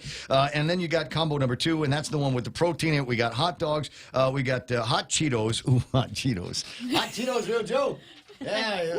I'm Bring your own lime I'm juice. feeling my Biden belly now, buddy. And a small fountain drink. So I don't know. I think I would go for the combo too because it's got the drink and the hot dog and the fries. And then I can add other to that, right? So I can get a combo and I can continue to add. So if I can get that little small popcorn. And I know you're missing the popcorn, so yeah, it'll just get that too. no problem. Or get both combos. Yeah. So you do have sweet chips, popcorn, That's hot right. dog, and 2 drinks. Go for broke, yo. No, just kidding. So now, and I'm looking at the combo prices. I mean, that's in line with what you would expect to pay when you're at the concession stand. And she's not even making that face because sometimes you talk to movie people and they're like, oh yeah, I know about the concession. but look, they make zero money on the movies themselves. All of every dollar you pay just to get into the building goes to the lady at the studio. That's right. They make their money on the concessions, which was completely lost on the people of public health when they allowed you to reopen. You remember that? Yeah. You remember the rocket scientist over at public health that said, okay, you can have the movies, but no concessions. And then right outside is the food court where people are eating right in front of us. And hello, our guests are like, why can't we buy popcorn? Because how am I going to enjoy my movie with no popcorn? Those people have no idea how the real world works. Fortunately, there's people like us. 9:52 in the morning to keep them straight. So this all the way through the month of November. Obviously, proceeds from the booty at the Portion thing. of the proceeds will definitely go to UOG Endowment Foundation. Our G's for Giving campaign runs the whole month of November. Every show until December. But the special that we're having with Tango is for the whole month of November. And so we're actually going to give out 2 movie tickets today. What, today? Yes, we have a question. I have a question. Oh, you have a question. Yeah, because okay. I want to make it hard a little bit. But you know what? Because we're having so much fun, we'll give out 2 pairs of tickets. So Connie will ask one question. Okay, and I'll ask one. Let me just. How are we going to do this? How do we want to do this, Real Joe? Do we want to do this on Facebook? Do we want to reward our the True Believers on YouTube side? Oh, let's try that. Ooh. That's interesting, Ray. Okay, because there's a bunch of people on. We got a lot of people listening on Facebook Live. Okay, let's do that then. But we've got the cool kids that sit in the back of the bus. Oh, those are on the like, YouTube that's side. That's like us. That's us, guys. All right. So this question, you can only answer this question on the YouTube feed. Okay, cool. Okay. Sounds All right. good. And the question is. And the question is, what is the UOG Endowment Foundation's website? It's really easy. Oh, it's on your gift. It's on the thing? It's on your gift. No, the gift that we gave you. With this one? Yes, there it is. This one. The next question is going to be harder. It's going to be from Connie. We still don't have a winner on this one. The UOG Endowment Foundation's website, and the last thing I'll tell you, because they're university, they've got a special suffix for them. So that you just got to figure out, and they're from the University of Guam, so maybe you could get the kind of a little thing from there. All right, waiting on a winner on the YouTube side, and so we'll give the other pair on the Facebook. Okay, so Connie. Oh, okay. So name a movie that's releasing on Thanksgiving weekend. Ooh, that's a good one. Why? Some of us have like jobs, and there's a lot of movies releasing. I know, on just Thanksgiving Google, guys. weekend. Or what's the website on the Tango? Maybe I can win too. You can Google it. Hold on, I'm gonna try to win. Sure, everybody else can Google it. So while everybody is Googling the website for the University of Guam Endowment Foundation and trying to learn what the big blockbusters are going to be coming out on Thanksgiving of 2021, while everybody's doing their research, let's talk real quick about some of the other things that are taking place with the University of Guam. So awesome the thing. endowment. The endowment. So as everybody knows, our 40th anniversary is next year. As long as the University of Guam's 70th anniversary, tomorrow is a proclamation for Scholarship Month. So we're very excited because we're going to be. I like that because we're going to be recognized for all the work we do for providing scholarships to students at the university. So we're going to be honored for that, and we're very thankful and grateful for that. What else we have going on, Jaira? What events do we have? Oh, I know I shouldn't say it. We do have a special collaboration going on with a local shirt designer. I'm just going to drop their name right now. Do it. We have a collab going on with Opaque. So, they have really nice shirts. Shout out to Lurk, Rome, and the guys over at Opaque. Yes. And if you're watching, guys, Ray's giving you the answer. I didn't even know what Opaque was until 6 months ago. I felt like I was so out of it. I didn't realize that this is like, part of our cultural revolution going on. Wow. Here on Guam. Everything. I didn't know. Well, it comes to clothes like that. There's a whole subset of our population that wears hats with the stickers still on it. That's weird. I don't. And they do don't that. they don't bend the bill or anything like that. And they pay like $70 for these hats. No, I don't like. They sit in the hats. front of the bus. Yeah, It's in front of the bus, kids. Right. So well, there we go. Howard. Does Howard? Yes, Howard has won. Now Is he on Guam though? Yeah, he's here, I think. Yeah, it's Howard got it right. It's give.uog.edu. All right, now that's the answer on the Facebook side, on the YouTube side. Facebook on Thanksgiving Day. What have we got coming out? Jean, Shauna, EJ, Ghana says Ethan Elias. Okay, this is like everybody in the family now on one Facebook account.